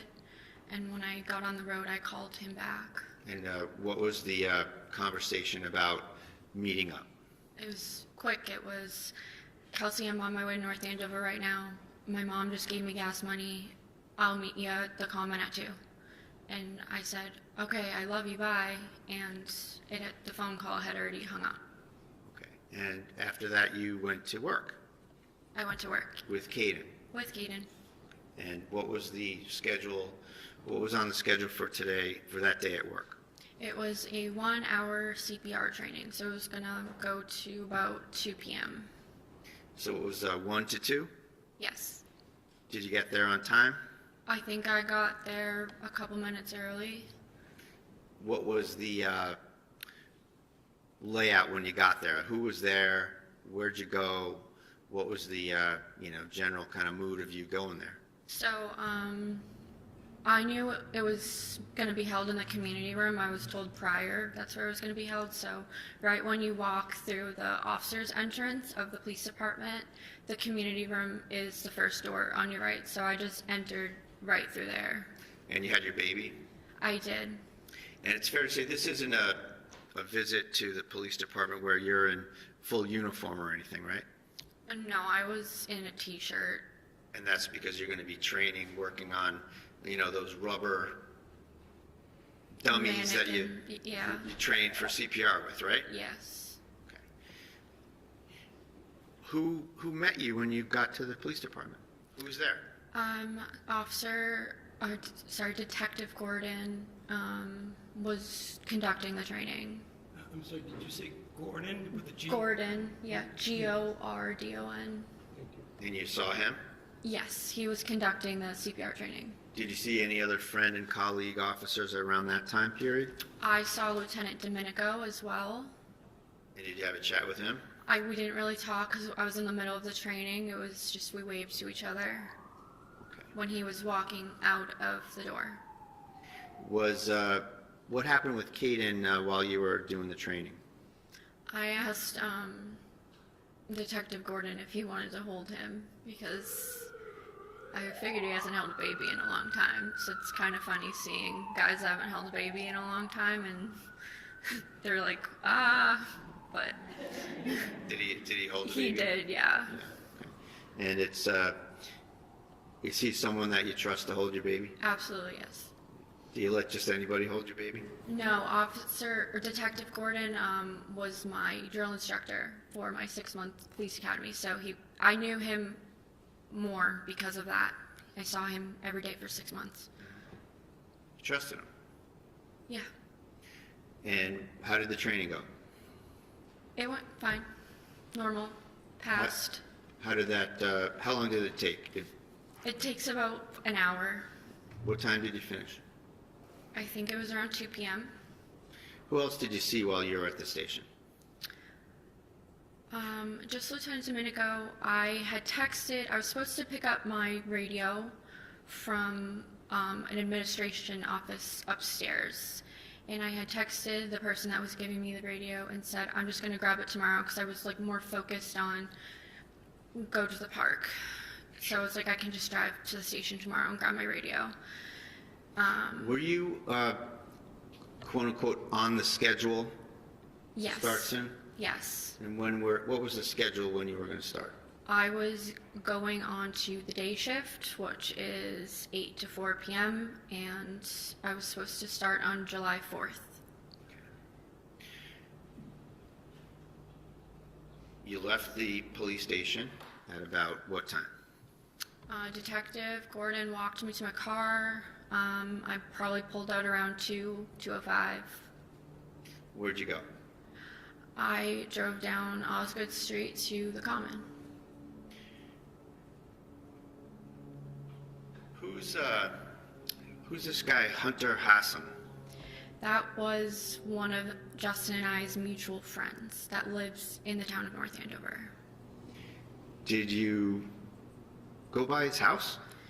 Yes, so the only logical way to get to the Common from the police station is to take Osgood Street, which is what I did, and he lives on that street, so I had to drive by his house when I was on my way to the Common. Did you see anything at his house that surprised you? Yes. What did you see? When I drove by, I saw Justin's truck, and at first I thought nothing of it. I thought maybe he got into town before I got out of training and stopped in, like that would be normal. But then I started noticing other cars I recognized there as well. And Whose cars were those? I saw my maid of honor's car, Katrina Caruso. I also saw people standing outside near his pool. I know I saw his sister, Courtney, Justin's sister, and I know I saw Michelle Mitchell, which was another one of my bridesmaids. So I was like, what is going on right now? This meeting was not something that you knew about? No, I was supposed to be meeting Justin, and Justin was at our mutual friend's house with people, and I just was so thrown off. I was confused. Did you actually see Justin as part of those people you saw around his pool? I drove by quick. I saw a group of people. I recognized the trucks and the people I did definitively see, yes. I know Justin was there. From the truck? Yeah, from his truck. Okay. So in terms of your confusion, are you wondering if he's there or if he got a ride to the Common or something like that? Or why didn't you just stop there and say, hey, what are you doing? Well, because I was just driving by, and then I was like, well, that was weird. So I tried calling Justin, and then that's when it just communication stopped. No more, he was not answering my texts. He was not answering any more phone calls. I even went as far to text his friend Hunter and say, what is going on right now? And am I allowed to say what Hunter said back to me? So did he respond to you? He did, yes. Did it affect your state of mind about what was going on? No, it confused me even more because he said, oh, everyone's just meeting up for people who forgot things at the house from the bachelorette party that happened a couple of days prior. He said everyone was meeting there to pick up things that they forgot. And I was like, meeting in North Andover. And I was trying to make sense of it, and I was like... Did that add to your confusion? Yeah, because I was like, this person lives... Sorry. Yarn, do you have a question? Yeah, so who said this and how? I didn't catch. So I had texted when Justin had stopped answering me. Yeah. I texted his friend whose house he was at, and I knew he was there because I had to drive by from... This is Hunter? This is Okay, Hunter, all right. yes. Now I get it. Okay, yes. So I texted Hunter, and he told me everybody was meeting there to get things that they left at the bachelorette party. And it's like, that's, in my mind, that made me even more confused and didn't make sense because everybody lives here, there, why meet in North Andover? Let me stop you right there. So as a result of that kind of adding to your mindset, sounds like adding to your confusion, right? Confusion, yes. Did you stick to the plan to go meet him at the Common, or did you divert somewhere else? No, I went to the Common. Okay. And you got there what time? It was probably like 2:10. And did you wait there with Caden? I did. And approximately how long did you wait, if you can remember? It was at least an hour. It could have been more. Did you ever show up? He never showed up. What time did you make a decision to get out of there at some point? Yeah, well, I was receiving other phone calls, which were adding to my confusion. Not what was said, but from whom? They were from Michelle. Okay. And she was the woman who testified here yesterday, right? Yes. And she indicated that she was trying to meet up with you, and you were... To get coffee. And you were trying to focus on I said, meeting with Justin. Trying to meet Justin. Okay. Like, I love you, I'll call you later. Trying to meet my fiance at the park. To Michelle, you said that? Yes. Okay. Did you go home after that? Yes. What time did you go home? It was at least an hour after 2 p.m., so sometime around maybe 3:30, because I know I was waiting a while at the park. Caden's bottle had run out of milk, or formula, I had to go home. Now, as you sat here for the last couple of days, you've heard a lot of business about where you parked your car. Do you remember that? Yes. So you didn't park in your driveway, right? No.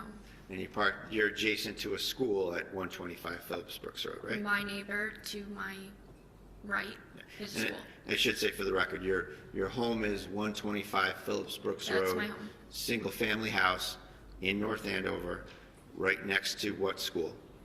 The Atkinson Elementary School. And there's a big parking lot next to your fence line? Yes. All right. And when you came back from the Common, you parked in there. Yes. Why did you park in there? Because I didn't know what was going on. I knew something was going on. I first have my fiance just not showing up to meet me and not talking to me anymore. And then somebody that doesn't know I saw them trying to call me, and they're trying to meet up with me. I'm trying to meet up with Justin. And a bunch of other people were there that didn't make sense, and I thought they were going to come to my house or something, so I didn't want anyone to know I was home. So I just parked at the school. Okay. Did this have anything to do with the North Andover Police Department? It had nothing to do with the North Andover Police Department. So you parked at the school, and as a young new mom, you probably had a lot of stuff you had to carry. I had his diaper bag, I had him in his little carrier, and I think I had my phone in my hands and my house keys. And you walked around and you went to your door? Yeah, it was genuinely a 60-second walk to my car to my house. Sure. From my car to my house. And you went into that porch door that we've seen on the video here. Yeah, and my there, right? front door, it leads to a porch. And then you got up on the porch and you make a left into another door into the house, right? Yep. Okay. What happened when you first got home? What did you do? I made Caden a bottle. I called my mom.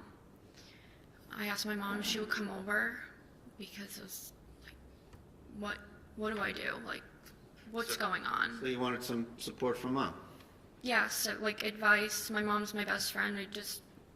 I knew she'd come over and maybe like have a different. Figure this out. Yeah. Sorry, I'll withdraw that, Judge. I'm just trying to move on. What was your... Mr. Brado, I'm sorry. I assume the objection is for leading? Repeatedly, yes. Okay. All right, yeah, if you could just stay away from leading, thank you.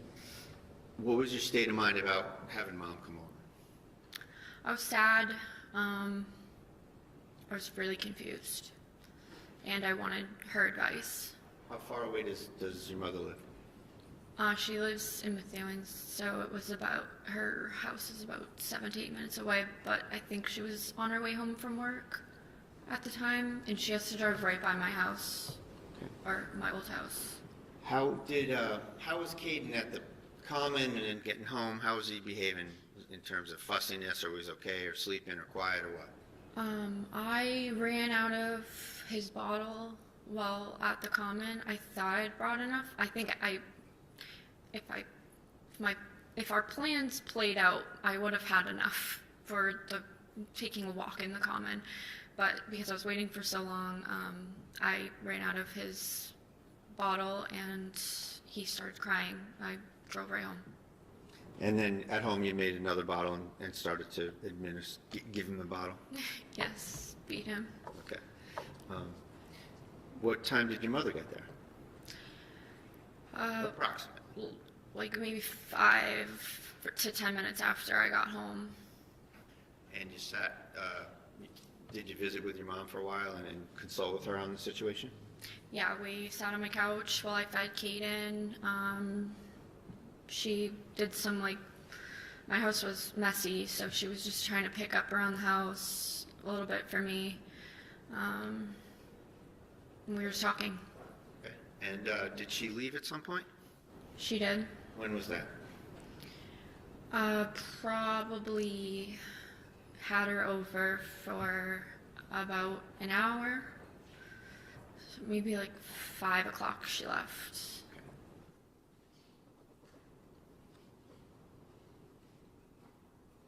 Was her car in the driveway? Hers was, yes. And obviously she got in the car and left in her car.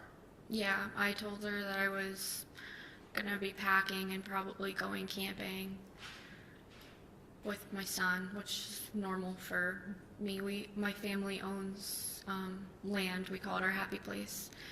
I've been going there since I was a baby, so I was gonna go there to clear my mind since Justin wasn't going to meet up with me. I just figured I don't have work till the 4th, so that's what I'm gonna do. And The idea of sitting around. just, Sustain. I just didn't. No, I'm sorry. Oh, sorry. Objection, was sustained. Oh. So, next question.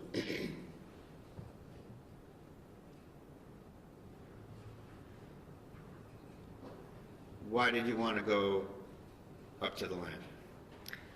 To clear my mind. I've brought Kate in there 2 times before, and for a 4-month-old baby, he crushed it up there. He loved it.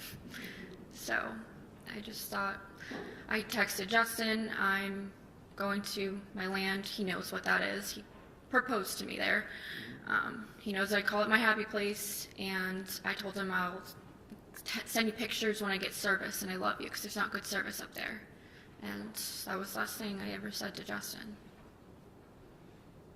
When your mom pulled out of the driveway, did you get a visit from the North Andover police? I heard someone knocking on my front door when I walked up to the porch. How long after your mom left did the police knock on your door? I know now approximately 3 minutes. And what were you able to do to figure it out pretty well? My home has a lot of surveillance. My dad owns a security company, so my home had a lot of surveillance outside, so I was just curious, how long was it after my mom left that the police came, and I believe it was about 3 minutes approximately. Can you use the video system to refresh yourself on time intervals and such? Yeah, yes. And while we're on that topic, are there timestamps on the clips from your house? Yes. And do you have any knowledge of the accuracy of those timestamps? At some point, one of the daylight savings happened, so my cameras were 1 hour off. And how off? Which way off were they? If it said it was 5 o'clock, it was actually 4 o'clock. Okay, so it's an hour ahead. Okay. So, Hour ahead. All right, so in terms of any clips that come from your house, does the timestamp show hour ahead? Yes. Okay. So, are you referring to what's in evidence? Yes. Okay. All of those video clips? Yes, Your Honor. So, just want to make sure, did we say that right, that the clips are an hour ahead, or is the actual clip an hour behind? I have to think about this, I'm sorry. It's okay, we can come back to it later. I do that all the time, that's okay. How long after your mother left did you hear a knock on the door? Like 3 to 5 minutes. Where were you when you heard the knock? I was sitting on the couch feeding Kaden in What my did- living room. What did you do when you heard the knock? I put the bottle on the coffee table. I got up with Kaden in my arms and I opened up the door.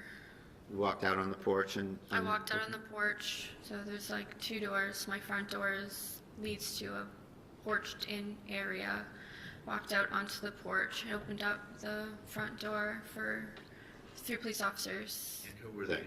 It was Lieutenant Daly, Officer Noonan, and Officer Houston. And Lieutenant, let's just go through each of them real quick for a second. Okay. Lieutenant Daly you talked about in terms of training and hiring and all that, right? Yes. And what about Officer Noonan? What was your relationship at the time with Officer Noonan? He had transferred after I had already started. We were on the same shift for a brief time. On one of our shifts, there was a really horrible call. So we'll get to that, but just Okay. generally in terms of your relationship. That's just like how our relationship kind of even started. That's why I brought it up. That's how we became like texting each other and kind of more than just like, you're just my coworker and I never talk to you, to we've had conversations and talked about personal things. Did you think well of him? Yes, And to your knowledge, did he think well of you? I think so. So now you mentioned a particular call. Yes. And just so we don't have to dwell all over it, it's a call that involves a murder, suicide, and the murder victim is a young baby, right? Yes. And when was that call? It was in August of 2024. Was that response just you and him? I believe I was the first officer in with Officer Cuevas, and then Officer Noonan came. It was like pretty much when something like that comes over the radio, everybody starts heading there. But the call was in my sector, so the sector I was assigned to that night. So I was the closest with Officer Cuevas. So we walked in together. Okay. And just to encapsulate it, the call involved administering first aid, and it was a difficult call. Yeah. And that's kind of the source of when you sort of broke the ice with Officer Noonan? Yeah, we stood outside of the scene for a long time, all of us, everybody who was on that call, and we talked, and then the chief had asked us to, we were like out of commission for the night. Other officers came in and filled in for us, and we had like a meeting debrief in the chief's office. He had pizza delivered. Okay. And just in general, fast forwarding all the way to June 30th of 25, did you ever have any problems or issues with Officer Noonan? No. Did he ever, to your knowledge, did he ever have any problems or issues with you? No. So there's Noonan. And then who's the third officer there? Officer Houston. And we saw him testify here as well today, yesterday, right? Yes. And what was your relationship with Officer Noonan? Noonan or Houston? I'm sorry, Houston, thank you. I was closer with Houston. Probably out of the 3 of the people that were at my house that day, Houston and I were friends. He came to my engagement party. He was invited to my wedding. We have the same type of dog. I think they've met before. The dogs, I mean. Yeah. He was a work friend. He was a work outside friend. of work. Yeah. So these 3 come to the door. What are the circumstances of how they come in the house? Did you let them in, or how did that happen? I opened the door and Lieutenant Daly immediately put his foot on my front porch, and we didn't just come in, and I was like, okay, all right. I didn't hear that one. When I opened the door, Lieutenant Daly put his foot into my porch, and they just said, we need to come in, and I said, okay. And then did you turn around and you and Kaden walked back in the house and they followed you? Yes. So what happened when the five of you, got into the living room area? They asked me, Lieutenant Daly asked me to put Kaden down in his car seat. They've referred to it as like a rocker. It does rock, but it was his car seat. And I was in the middle of feeding him, so when I put him down, he was obviously crying, and I was like, whatever this is, I'm gonna hold my son, because they had a folder. I knew they were gonna give me something. At that moment, Yeah. did you have any idea what was going on?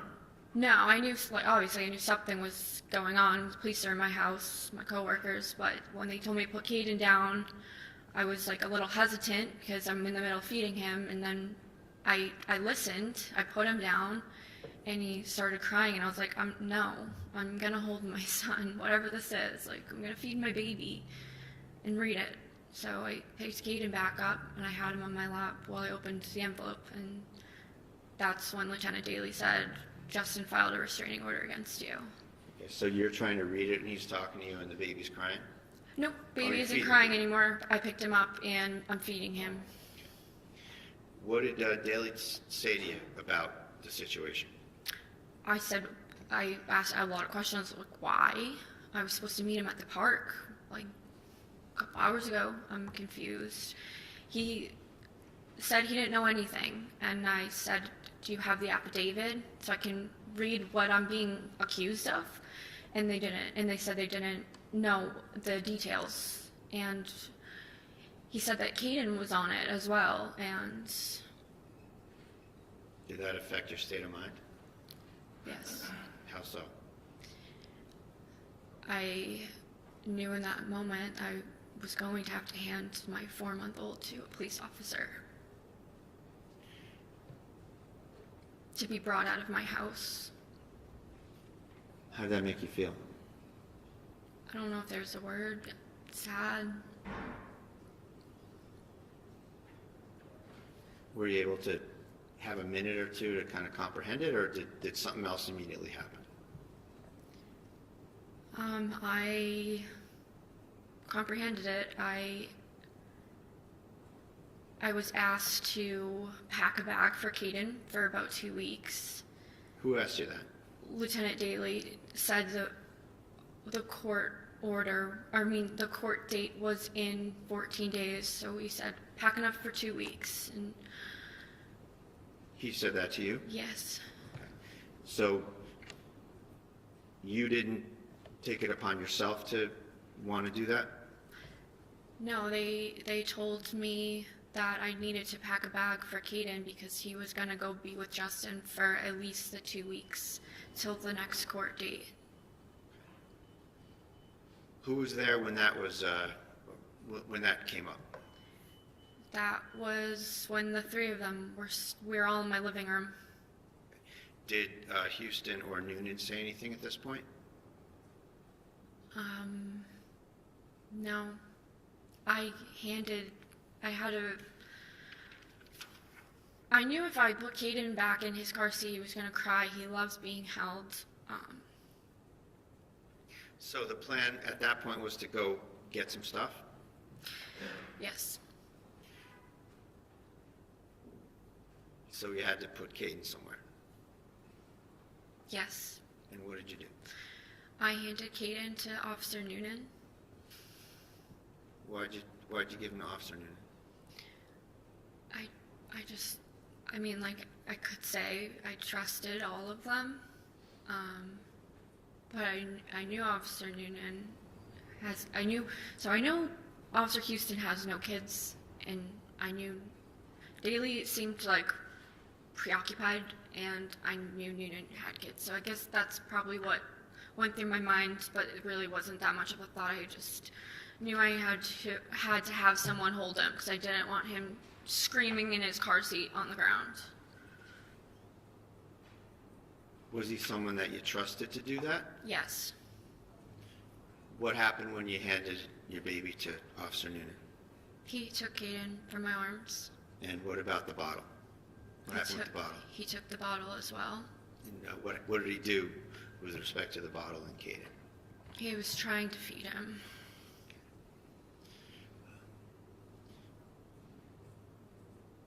Did Officer Noonan exhibit any resistance or discomfort or anything with respect to holding the baby? No, I think he said like, oh, I haven't done this in a while, like something like that.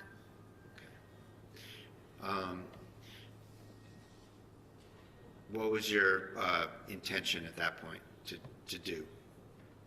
I had to pack his bags. And are you, as you're starting to go figure that out in terms of luggage, what do you need, where's he going, etc., are you having kind of an unfolding thought process, if you will? Sustain. I'm just asking her what she's thinking, Your Honor. What are you thinking? So it took. I grabbed one of my duffel bags and I first went in the kitchen, and as I was putting the bottles in the bag, it was just kind of like all setting in exactly what was happening, and there was just so many unknowns. And as I was packing things, I was like, okay, Justin just broke up with me via restraining order. We have a wedding in 4 months. Kaden is not going to be with me for 2 weeks. That's an eternity for a mom, any mom. And everyone was just brushing over the fact that it was 2 weeks. And I was like, 2 weeks without Kaden? And I just kept, in my mind was just going fast, like, I can't work overtime because I have a son now. I can't afford my home by myself without overtime. It was just, I lost everything. Even my doggy was on the restraining order. Maverick, my dog Maverick, was on the restraining order. So, my son... Was he your dog or Justin's dog? He was my dog. So I saw my baby go, my fiance, my dog, my house. And I knew that was going to be my job too. Because whatever I was accused of wasn't good if at restraining order. And you didn't have the affidavit? No. Where did you go after you went to the kitchen with the duffel bag and the bottles? I went all around the house because his diapers were in one room on shelves. His bottles and formula were in the kitchen. His toys were in the living room. And his books and stuff were upstairs with his clothes. Tell us what you did on the first floor before you got upstairs. What was the packing there? On the first floor was bottles and formula, and he was just getting introduced to like purees, and I had just ordered purees from Target, so I packed all those too. Then I went into the, thank you, I went into, it was like our exercise room. It had shelving on the wall, and there was just like a ton of boxes of diapers. I just put those aside and was like, 2 weeks, a lot of diapers, so take the boxes. And then I went upstairs. All right, before you got upstairs, part of the order was that you had to give up your firearms, right? Yes. Did you say anything to the officers about the location of your firearms? Yes, I did. What did you say? I told them that they were in the basement. Was that true? No. Why did you tell him that? because I didn't want them to take them away, Why not? because I wanted to be alone with my firearm and take my life. When did you make that decision? I made that decision as I realized I had just lost everything in a 15-second conversation with my coworker.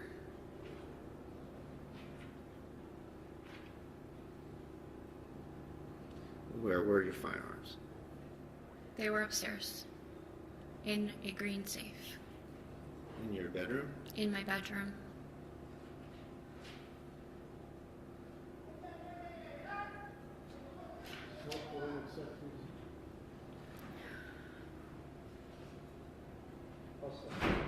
Thank you.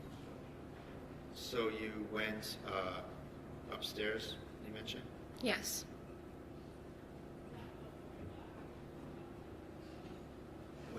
What was your state of mind at that point, whether or not Justin was coming over or not? I didn't think Justin was coming over. I knew that Caden was going to Justin, but I would never think Justin was coming over. Why not?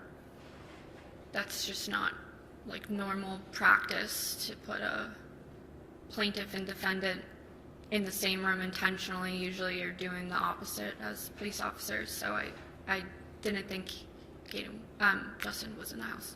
And the opposite being what? What's the opposite of what they did here? They let Justin in my house.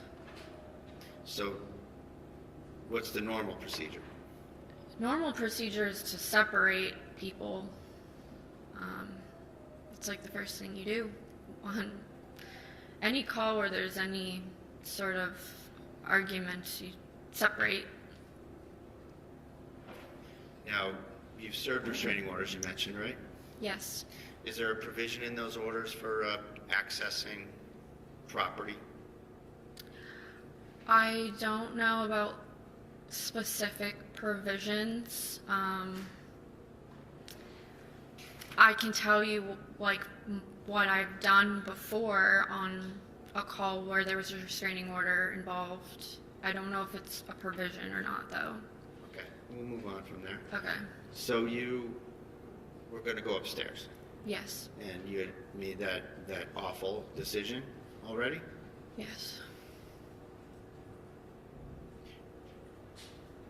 What was your state of mind about whether or not you wanted to involve any police officers in that? I didn't want to involve anybody. I was trying to get everybody away from me.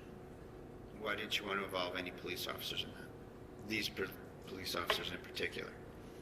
'Cause I wanted to be alone so I could kill myself. I decided that I was going to take my own life. I didn't want to involve anybody else in that. I'll just... Did you go upstairs back and forth a couple times, or did you just go up there once? I think I went up I think I went up at least twice. The second time I went up, I was up there for a while.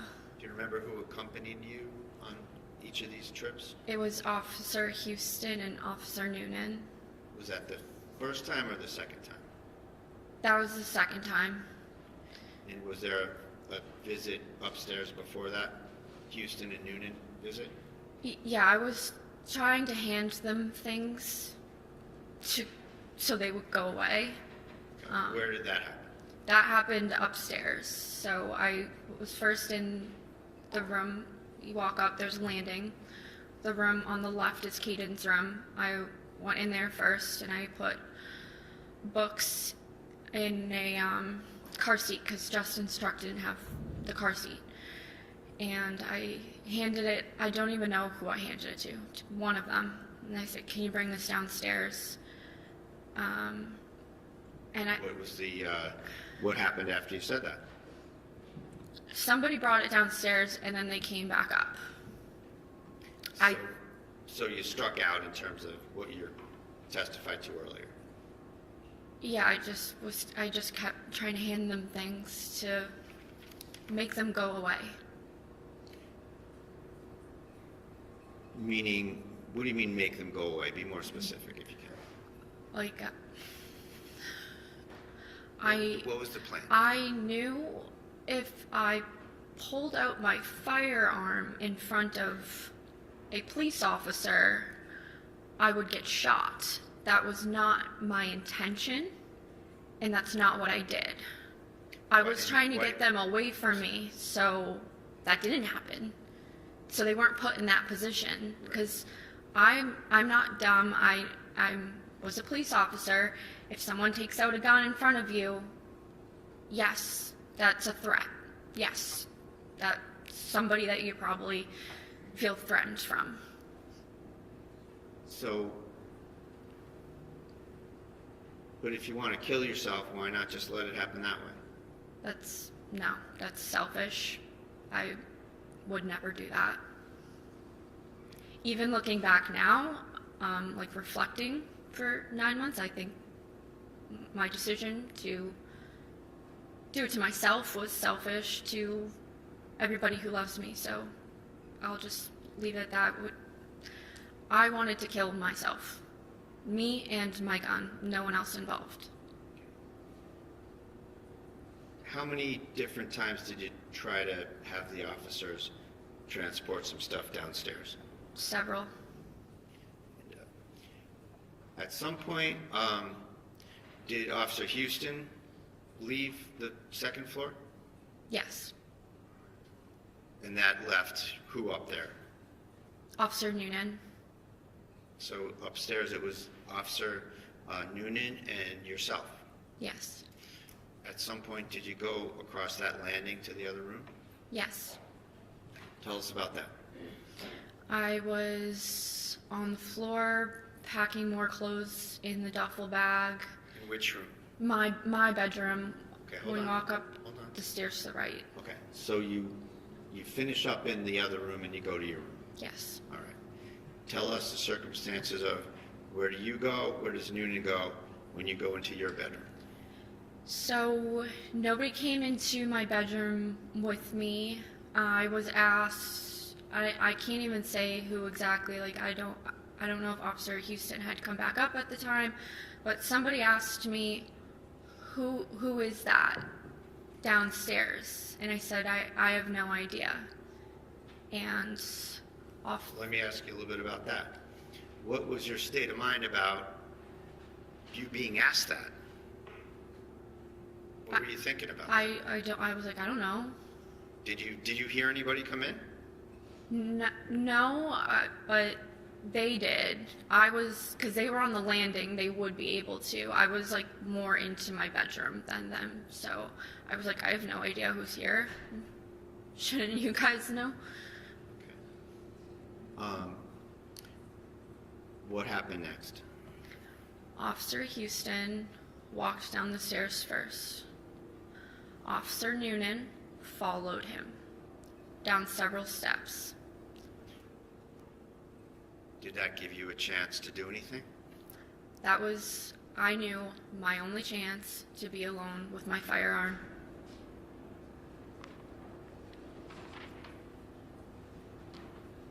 Show you Exhibit 51.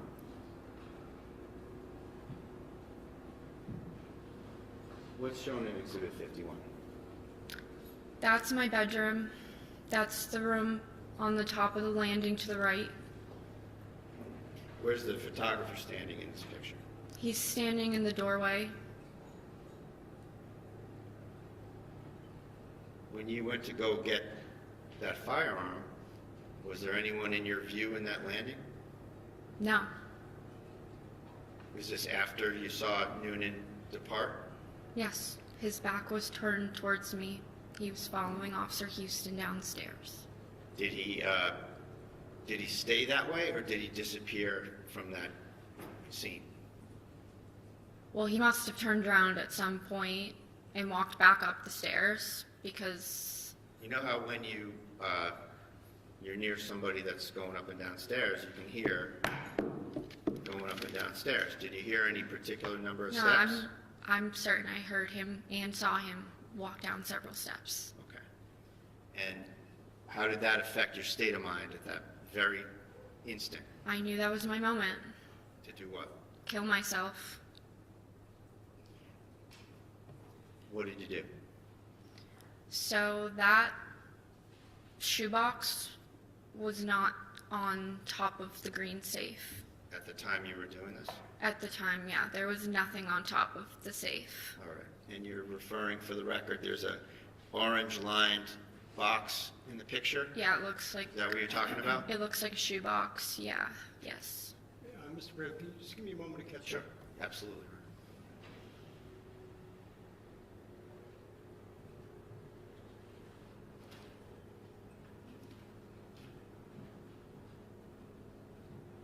I'm sorry, did you say that that box was not on the, what did you say about that box? That box was not there. The top of that chest, I'm calling it a safe, it's a chest that locks, that's where I kept my firearms. The top of it, nothing was on it. So whatever was placed there after, that was not there before. Thank you. Ready to go, John? Yes. What about the chair? Is that how the chair was? The chair was turned the other way, because that was the chair I had rocked-ed in. That was not facing that way. The back of the chair was up against the wall, I guess. So it's kind of like as you'd expect it to be in the room. Yeah, I would need to pivot like this to be right. So it was probably moved. My room is small. And to get at your guns in there, you kind of have to flip up the top of that chest. Yes. Were you, where was your focus in terms of the firearm, the chest, whether Noonan's coming back? Where are you focused? I was just like, hurry up before somebody comes back. And what did you do? I grabbed the gun out of the chest.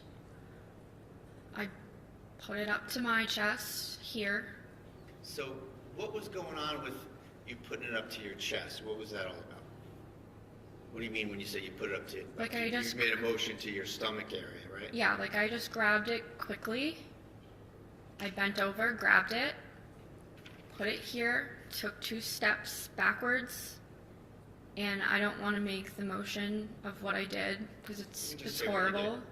But I put the gun up to my head. Which hand? Did you My use? my right hand, And where on your head did you put it? You can just describe it. my temple.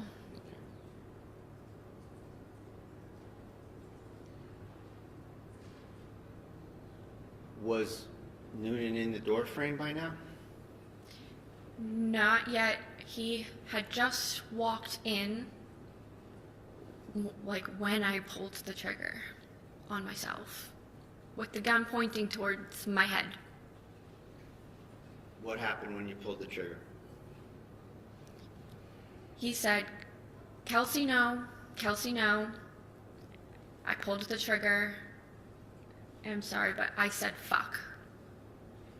What happened next? I got shot.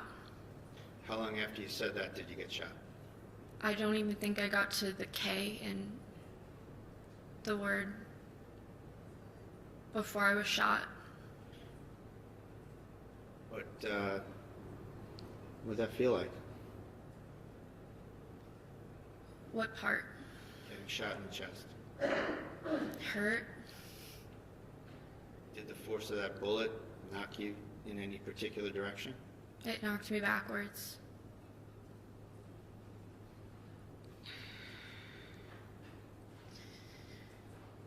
Do you recall what happened with your firearm?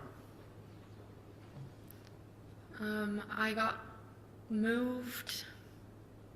It was Well, on. before we, I'm sorry, Okay. bad question. I'll ask you a better question. Okay.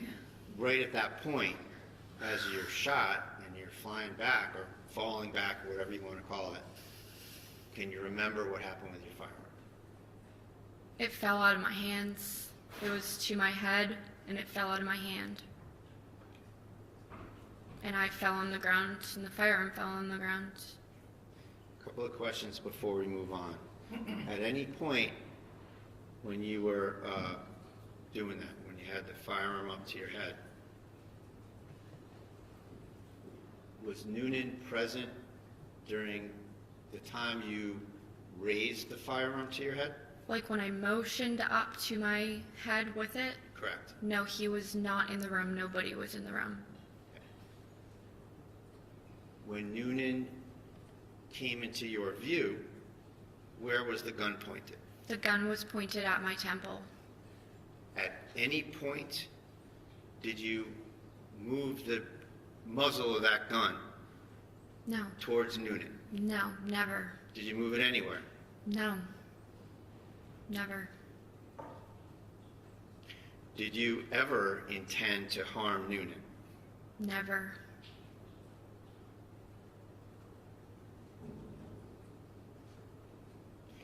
What did you know about Noonan's kind of personal circumstances in your time getting to know him? He was like, so he was a cop for a long time, and I was considered like a rookie. And like after, I had like a few really bad calls in a row, and everybody kind of knew it. And the senior guys would like check in on me and give me advice, and he was one of those people. And he told me his own personal experience with like calls and how to handle them when they're bad. So, what was his family situation? I've met his wife. I knew he had a son just by like talking. Did you want to involve him in your tragedy? I didn't want to involve anybody. I wanted to take my own life. I never pointed the gun at a fellow police officer. It never happened. When you went onto the ground, what did Noonan do after he shot you? I thought he walked away, and Lieutenant Daly came over to me, and then I think Noonan walked back over to me, and like I couldn't say anything, really, but I couldn't breathe, and I think I was just like, why did you do that? I'm like, it hurts, and then I just wasn't able. Say that? I said, why? Like, why? And he was holding my hand. Officer Noonan was holding my hand. And I said, why? I was so confused. Why? Where was Daly? Daly was there. What was he doing? He was on the radio. I don't know what he said exactly on the radio. I'm assuming, like...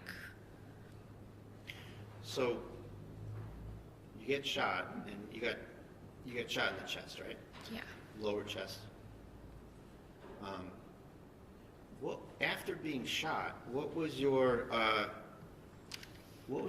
that affect your ability? I sound like a lawyer, but how did that affect your ability to perceive things and recollect things? I went into like a huge adrenaline shock. It didn't feel like normal pain. It almost felt like absent pain, but it felt like my entire body was burning, and I was completely alert, completely awake the whole time. I was speaking as much as I could. My lung was punctured, so that's why I was having trouble breathing, but other than that, I was very alert and aware of my surroundings. Where were you laying in the room? I was laying between my bed and the wall where the air conditioner is. Were your legs parallel to the foot of the bed or somewhere else? I think so. Yeah, I think that they were. Were you bleeding? Yes.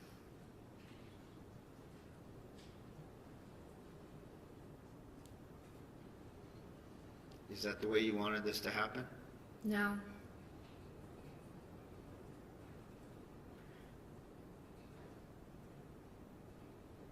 What do you remember next? The fire department got there fast. It felt really fast. They put me in like a bag, A sack? and like they were all tall guys, and I knew that my ceiling, you would bump your head if you're over like 5'10". So when they were carrying me down, I said, "Watch your heads." And they brought me outside, and I think when I was still in my house, one of the firefighters was trying to put oxygen on my face, and I was taking it off and just saying, I want to die, I want to die, I want to die. Did you make any apologies at any point? I think I said, "I'm sorry, I tried to kill myself, I want to die." Like, I just didn't understand what just, like, I don't know what just happened. I tried to shoot myself, and then I got shot in the chest. Like, nothing really made, like, I was just in total disbelief and shock. Did you, at any point before you got taken out of there, did you hear Noonan saying anything about what happened? No. Did you see Houston yet?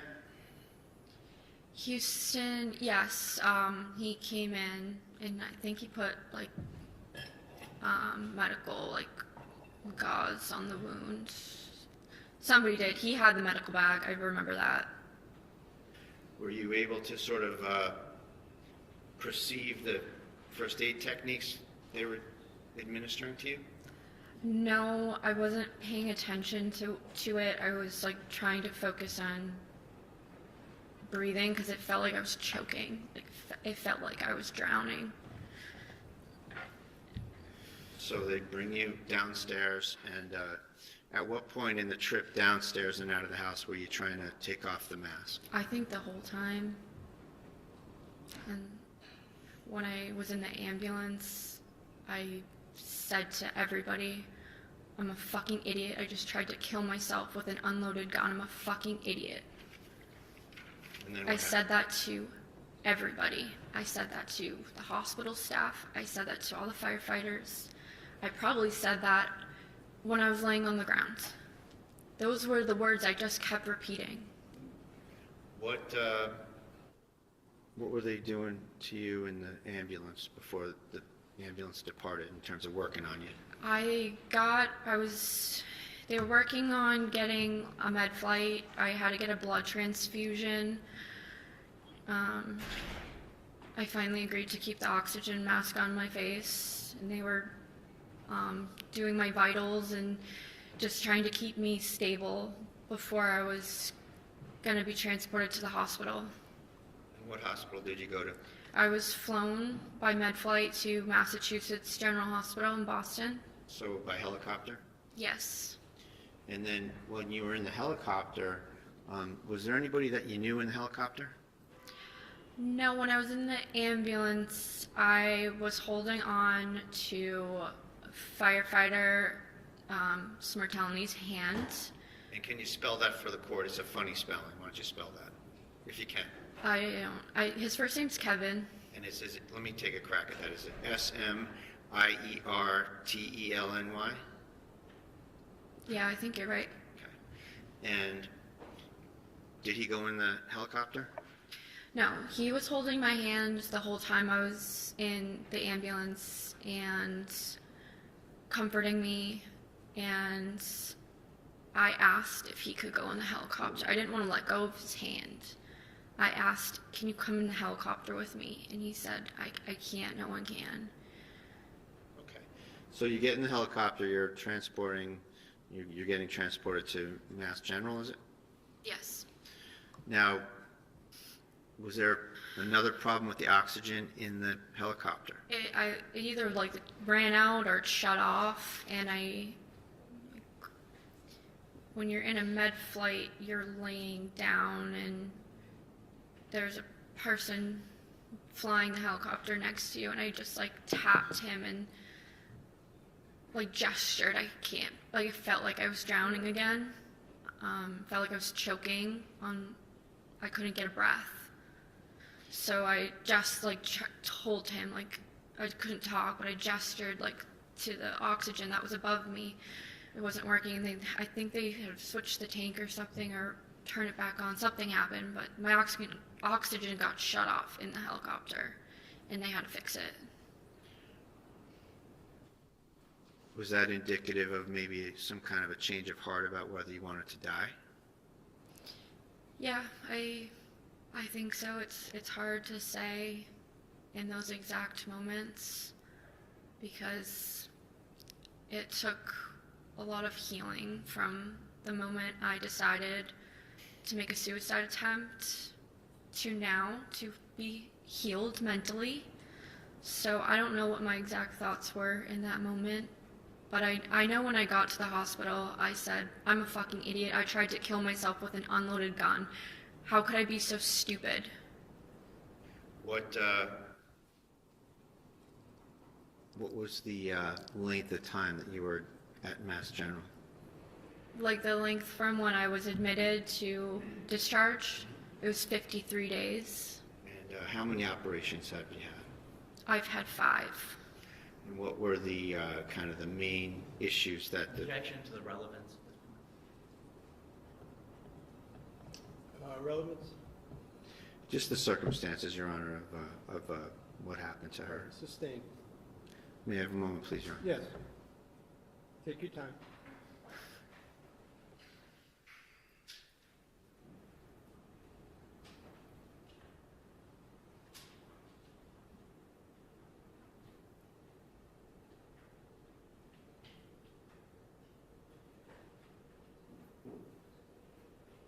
Nothing further. All right. So, Cross, I need to, let's take a 10-minute break, please. All right. Stand in a 10-minute recess. Please exit quietly if you're going to. Next session makes it. We're back on record in the Kelsey Fitzsimmons matter. All counsel and the defendant are present. Okay, Ms. Fitzsimmons, you may resume the stand. I think we're ready for Cross, right?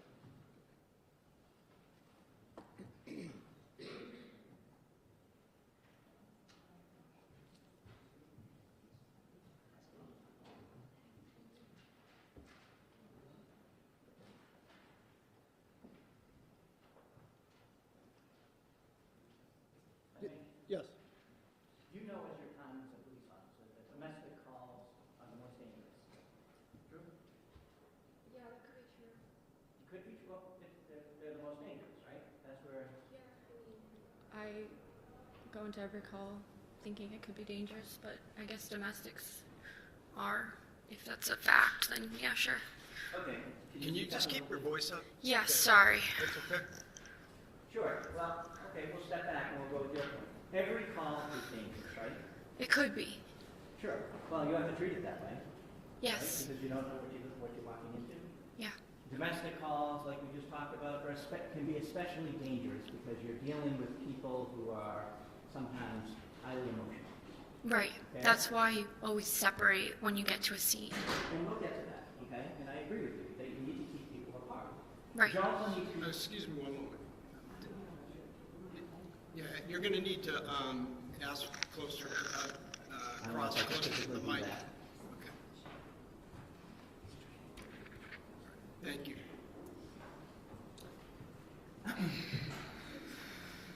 When you walk into a domestic situation, whether it's a restraining order that you're serving, whether it's a call for some sort of domestic violence, right? You walk in there with a heightened sense of awareness. Is that fair to say? As a police officer, you always have a higher sense of awareness. Okay. But domestics are kind of a different animal sometimes, right? Yeah, I guess so. And because emotions are involved, true? Yes. And sometimes the opposite of love isn't hate, it's anger, and things can go in 9 different directions in a minute. Is that fair to say? Sure. When you're dealing with someone who you know has a mental health past, it can be even more volatile, correct?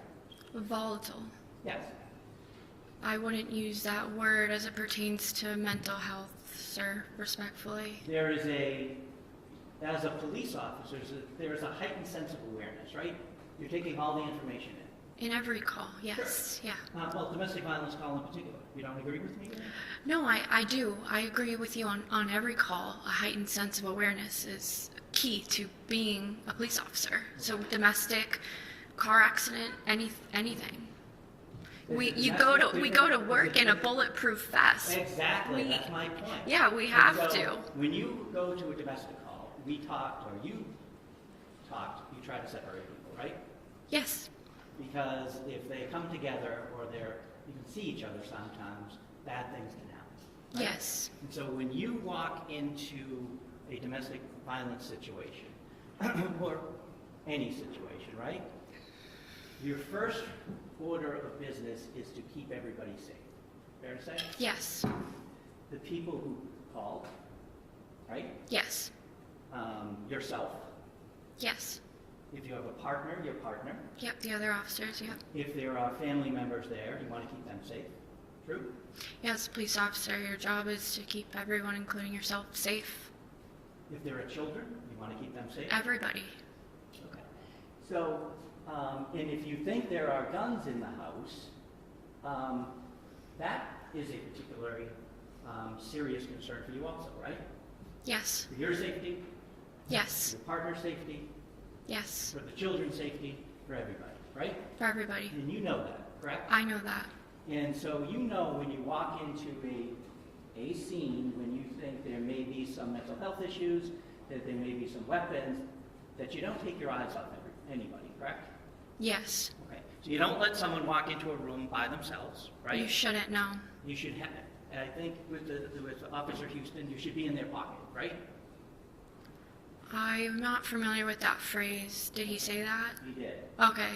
Well, if you're not familiar, you should be right near them, right? Yes. Because at any point, someone could grab a weapon, true, True. use a weapon, True. and especially when there's a heightened sense of volatility on some of these calls, right? Yes.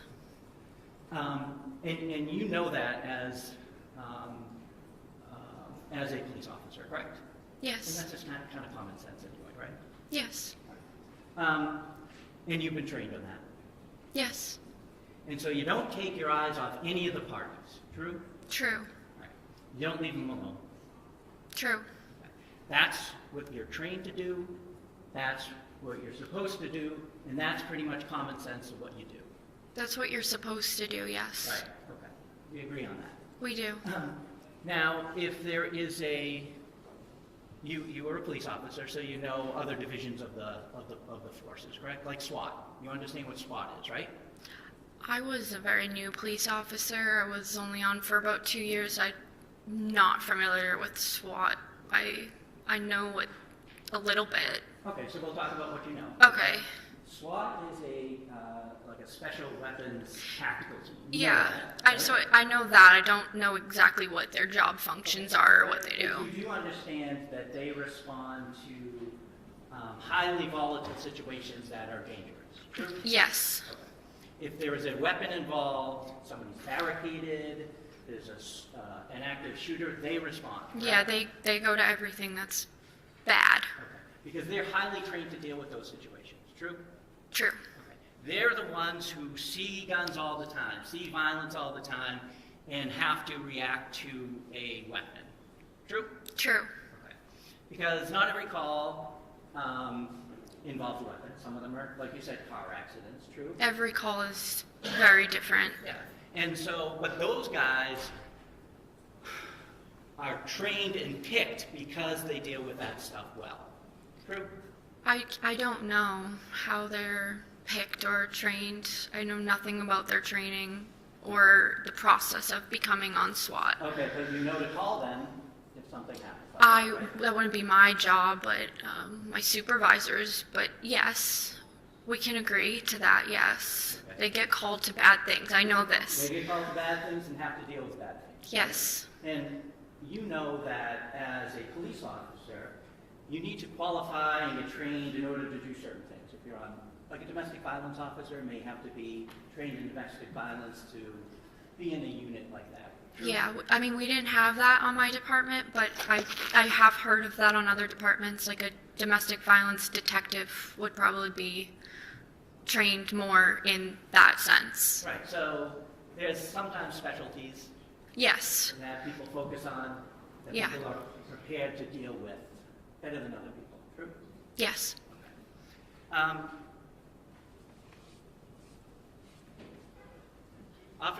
Officer Noonan was on the SWAT team. You know him, right? You know that. I know that now. Okay. You knew he started in Andover. That's where he began his career. I knew he started in North Andover. Sorry, North Andover. And then he went to Lawrence. Yes. And Lawrence is really a different atmosphere than North Andover. You agree with me there? Yes. North Andover is... North Andover does get the flood in of Lawrence, Sure, though. there's some crossover. Yes. Right, but you know what that crossover is. Yes. True? True. It's, and not to disparage any community, right? But Lawrence has more guns than North Andover? I think so. I don't know off personal knowledge, but I would assume. Okay. They have more gangs? Yes, that I do know, yes. They have more drugs? Yes. They have more violence? Yes. They have more need for people who can deal with that stuff, correct? Yes. Okay. And you know that Officer Noonan worked in Lawrence for years. I did know that, yes. Okay, you did know that, right? Yeah, I did. And then he came back. Did you say you were on the job or not on the job when he came back? I was already on the job when he came back. Okay. And you know he came back from Lawrence, right?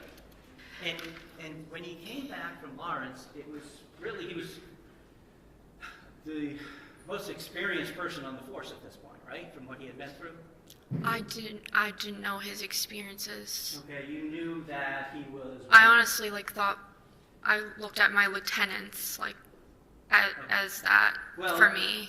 Officer Noonan, back when you were on the job, you looked up to him. Yeah, I looked up to all the senior officers that were willing to train me or give me any type of advice. Well, we're talking about Officer Noonan. He did that, Okay. so yes. Yeah, you looked up to him. You knew he was experienced. Correct. Yes. You knew he was a by-the-book kind of guy, that he was going to teach you well. Yes. You went to him for that. I went to him for advice. Right. And you went to him for advice because you thought you knew what he was doing, right? He'd been through the ringer, and that's why you went to him, right? No, he told me, he reached out to me and told me that, he's been on bad calls before, and this is how he handles it. Right. And you appreciated that. I did. Okay. And it seemed like that was true with the advice he was giving you. Yes, yes. A gentleman about it. Right? Yes. Okay.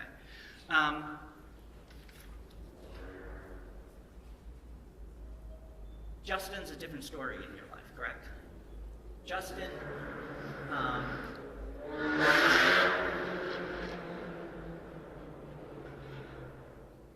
on June 30th, you had said that what was happening was a surprise.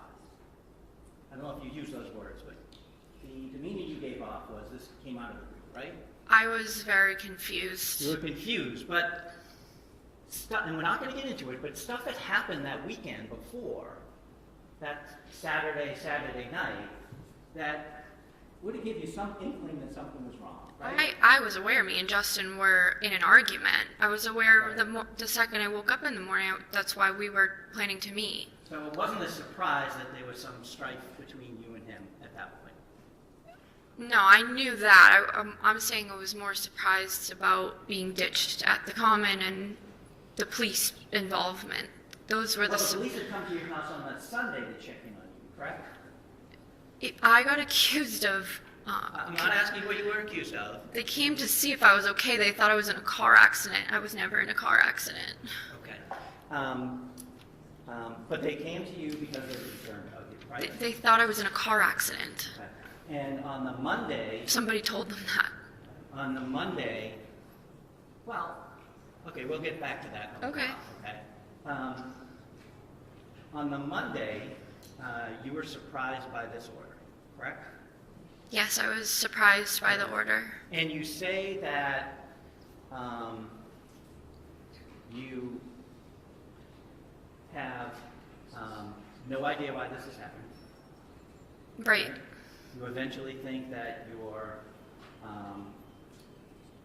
well, you know Caden's going to be taken away from you for a short period of time, right? You say short, and that's fine. But he was 4 months old, and it was 14 days. That's an eternity for me. I grant you that. Okay. I grant you that. Thank you. That is a significant amount of time for any parent. True? Yeah, it's true. So I'm sure that was devastating to you, right? Yes, yes. And it was Justin who was doing that to you, right? It wasn't the police. No, right. It was Justin who went to court, who said, I should have custody of that child, correct? Correct. And so that's who is doing these things to you, right? Yes. So that's who your anger was focused on, right? I mean, I don't even know if I got to the point of grieving, of anger yet. I don't think I was there yet. But if any of my emotions were directed towards somebody, it would be Justin. Sure. Yes. Because you felt betrayed. I did. And you knew he was going to get Caden. I knew that I had to give Caden to the police, for the police to give Caden to Okay, Justin. well, you know the police don't take custody of children, right? I don't know that. Well, as your time as a police officer, you have actually taken custody of a child and left. I have. So you're telling this court, you're telling the judge, that if there is not a family member to take a child because something happens, that you actually take the child and leave? You don't call DCF? Well, you always file a 51A after Sure. the fact. And then they come to the home and they take it, right? So I guess the call I went on was different. I did end up taking the juvenile in my police car. I drove her to the police station where she met with family members. Okay, so how old was this person? She was maybe 12. Okay, well, we're talking about infants, right? You wouldn't transport an infant. No, I guess. So, Counsel's testifying about facts that are not evidence, they're not proven. They're sort of being suggested as if they're gospel, which might mislead the witness. Okay. So, overruled, but, Mr. Gubitosi, can you just allow Ms. Fitzsimmons to complete her answer? And like all witnesses, I don't want you folks speaking over one another. of course. Thank you. So you agree with me that DCF would typically come and get an infant, right? Yes, I've never personally had a call with. Well, okay, let's just talk about your career. You said you... I think so. I can't tell you for sure. Well, let's just talk about your career. When did you graduate the academy? May of 2024? Yes. Okay, and you went out on leave on when? I went light duty while I was pregnant. I was about 20 weeks pregnant when the duty belt didn't clip anymore. Okay, so, but you went out on February 16th. That was Caden's birthday, right? That's your official leave? Yeah, that's my official leave. Okay, so 20 weeks, and he was, so you do the math for me. How many months were you actually on the road? Okay, let's see.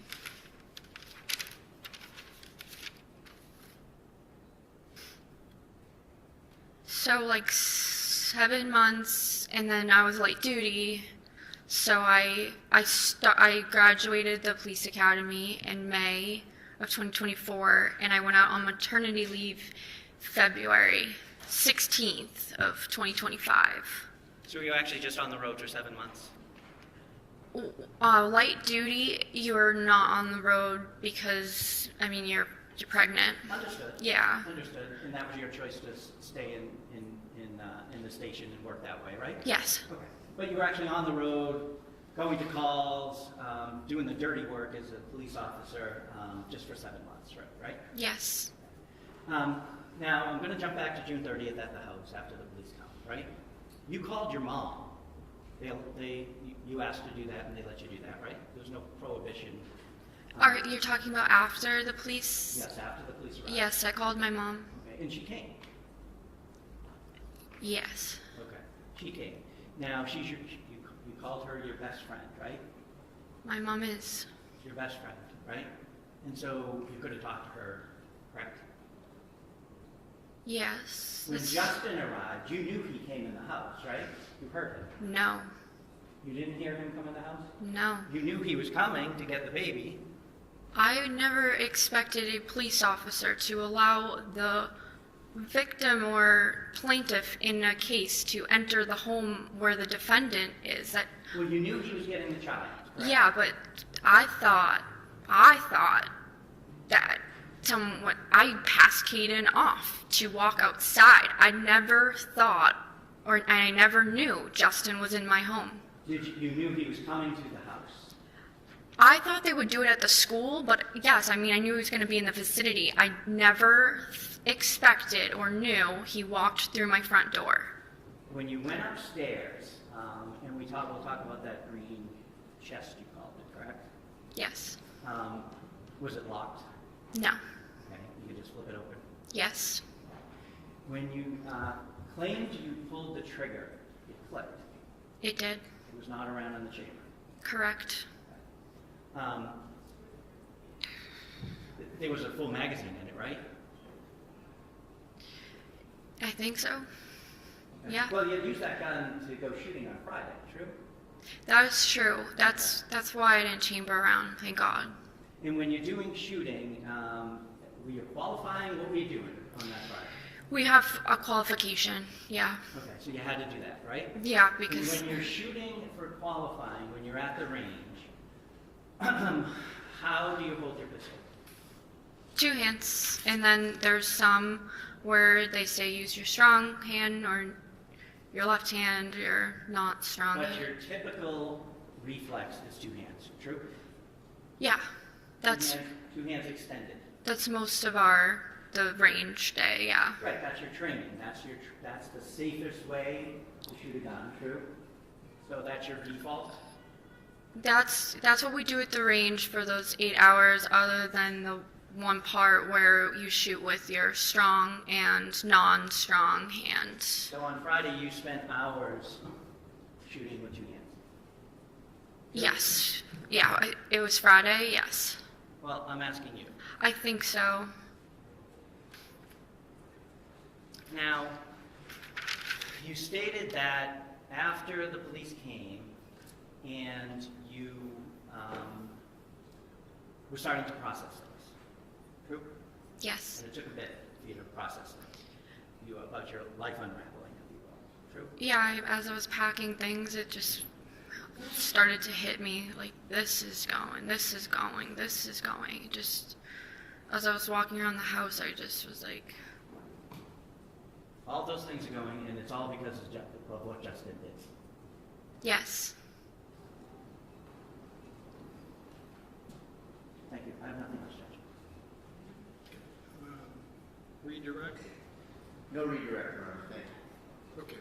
All right, you may step down, thank you. Thank you, Your Honor. And the defense, you can call your next witness.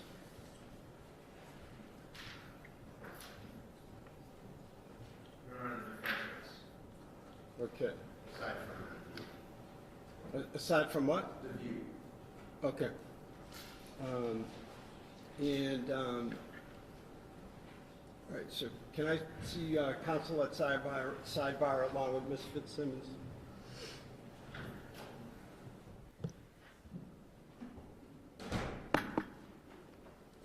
Court is in session, please be seated.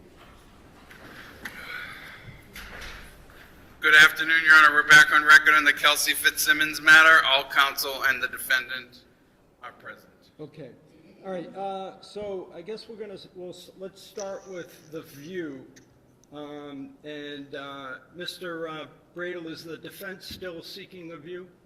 Your Honor, I don't believe we're going to seek a view, just a contingent on. I just wanted to submit to the court and I hope I say this right, it's an agreed chalk of the upstairs, and we put in pen just which room is which.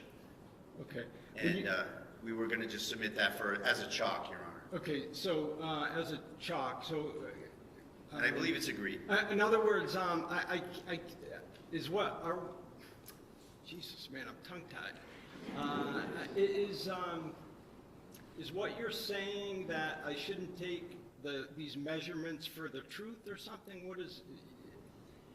You know, traditionally using a chalk, you know, the witness can talk about it and refer to it, and the court has it for whatever Your Honor's weight you want to give it as the fact finder. And I think what we're saying is that we all trust the court to take it for what it is, which is and I'll tell you a little bit about what it is, Judge. It's an MLS listing, and on the bottom it says the statement on the bottom is part of the exhibit, and you can take it for what you will. Okay, Commonwealth, what's your position on this? That's fine, with the caveat, small writing at the bottom, if you can read it. Small writing. You're talking about these square footages? No, I'm not talking about at the bottom, there's text on the bottom of the bottom line. Not in the diagram itself, below. Yeah, the floor plan created by? Yes, if you keep reading that, Okay, I see. Measurements deemed highly reliable but not guaranteed. All right. So why don't we just strike that? And no, I like that. oh, you like that?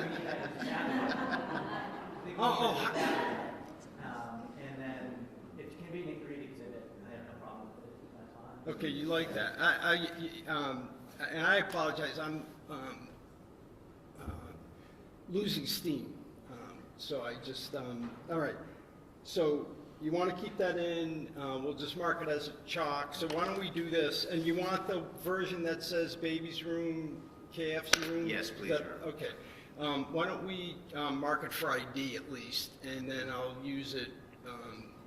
But this is helpful. And I, frankly, I think it's more helpful than a view because from my understanding from speaking to you folks at Sidebar, that room is going to look nothing like it did. We agree with you. The bedroom. So we're gonna waive the view motion, Judge, and I appreciate all your consideration you gave it, and we're gonna rest. okay. So let Mr. H somewhere. All right. So Mr. Ruane, that's Exhibit H is the floor plan chalk. And I'm gonna deem the motion for view withdrawn. Yes, thank you. And the defense rests. Does the Commonwealth seek to present any rebuttal evidence? Okay, so the Commonwealth rests. Let's talk about, all right, so I'll take care of that. Judge, if I may, just for the record, I Sure. renew my motion for required finding. Otherwise, if we get into this conference, I'll probably forget later, so Okay. I just want to do that now. Waiving argument, thank you. And I'm sorry, what was the last part? No argument, just Okay. relying on the paper again. All right, so the oral motion for required finding at the close of all the evidence is denied. Thank you. All right, let's talk about let's conduct a charge conference, I guess.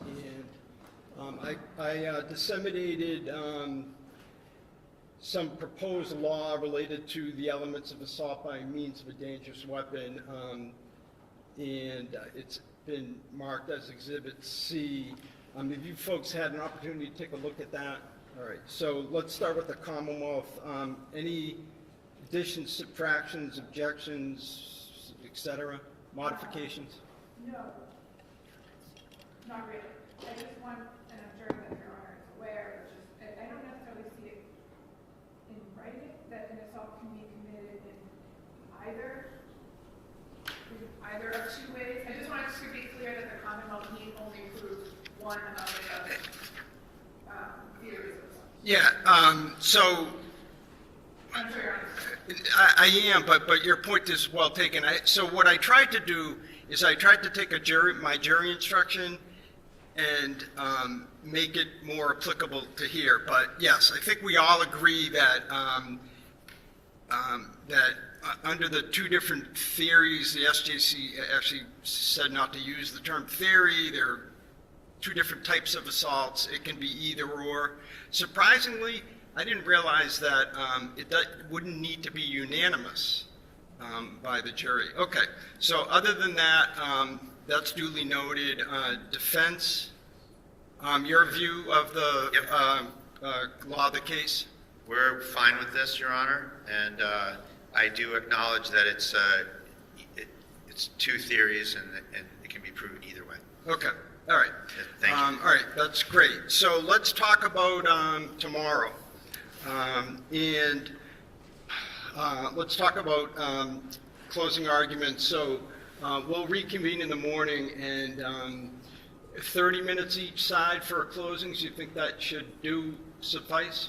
That's plenty, thank you. Okay. Yes, fine, Your Honor. All right, and I'm not going to have like a buzzer or you're not going to, like a trap door, you're not going to fall through and end up in the basement somewhere, but I'll diplomatically and gently warn you when you're getting close, all right? All right, so while we're talking about closings, I want there to be some ground rules. And the main ground rule that I have for this trial is that there should be no gratuitous character assassination, okay, by anyone, either side. It's not helpful, this is a straightforward case. Did the Commonwealth prove beyond a reasonable doubt that the defendant committed an assault with a dangerous weapon? The stuff that happened before and after even, not to be cold, callous, and uncaring, are not before me. And it's just not helpful to have either side throw in gratuitous comments about someone's character. Obviously, you'll argue credibility, believability, and but I expect you to stay within the bounds of what would be expected at any trial. After the closings,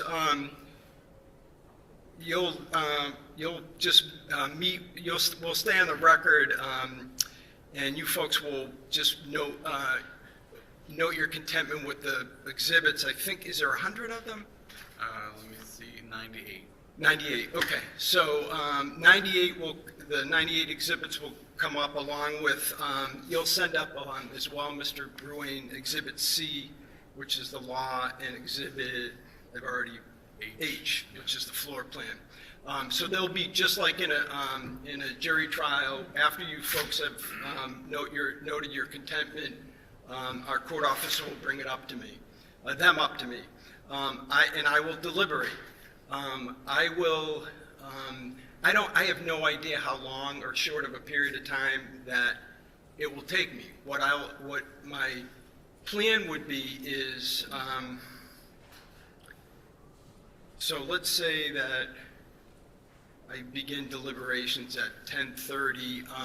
What I likely would tell you at that point is, let's plan on reconvening at 2 tomorrow afternoon, and then I will let Mr. Ruane know if that target is going to be successful or not. I obviously am going to take as much time as I need to reach a verdict, so it may be Friday morning or something, so you folks should make yourselves available.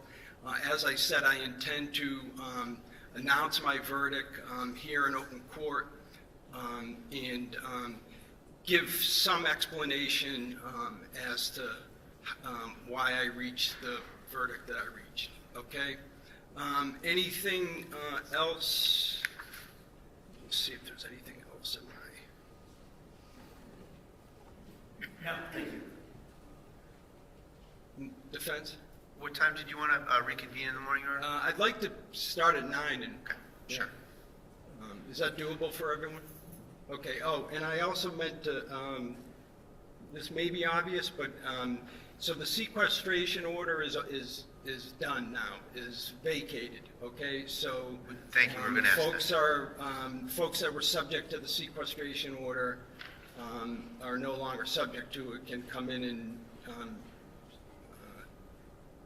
and watch the closings, or, et cetera. All right? All right. Thank you. We'll stand in Thank you. recess. All rise.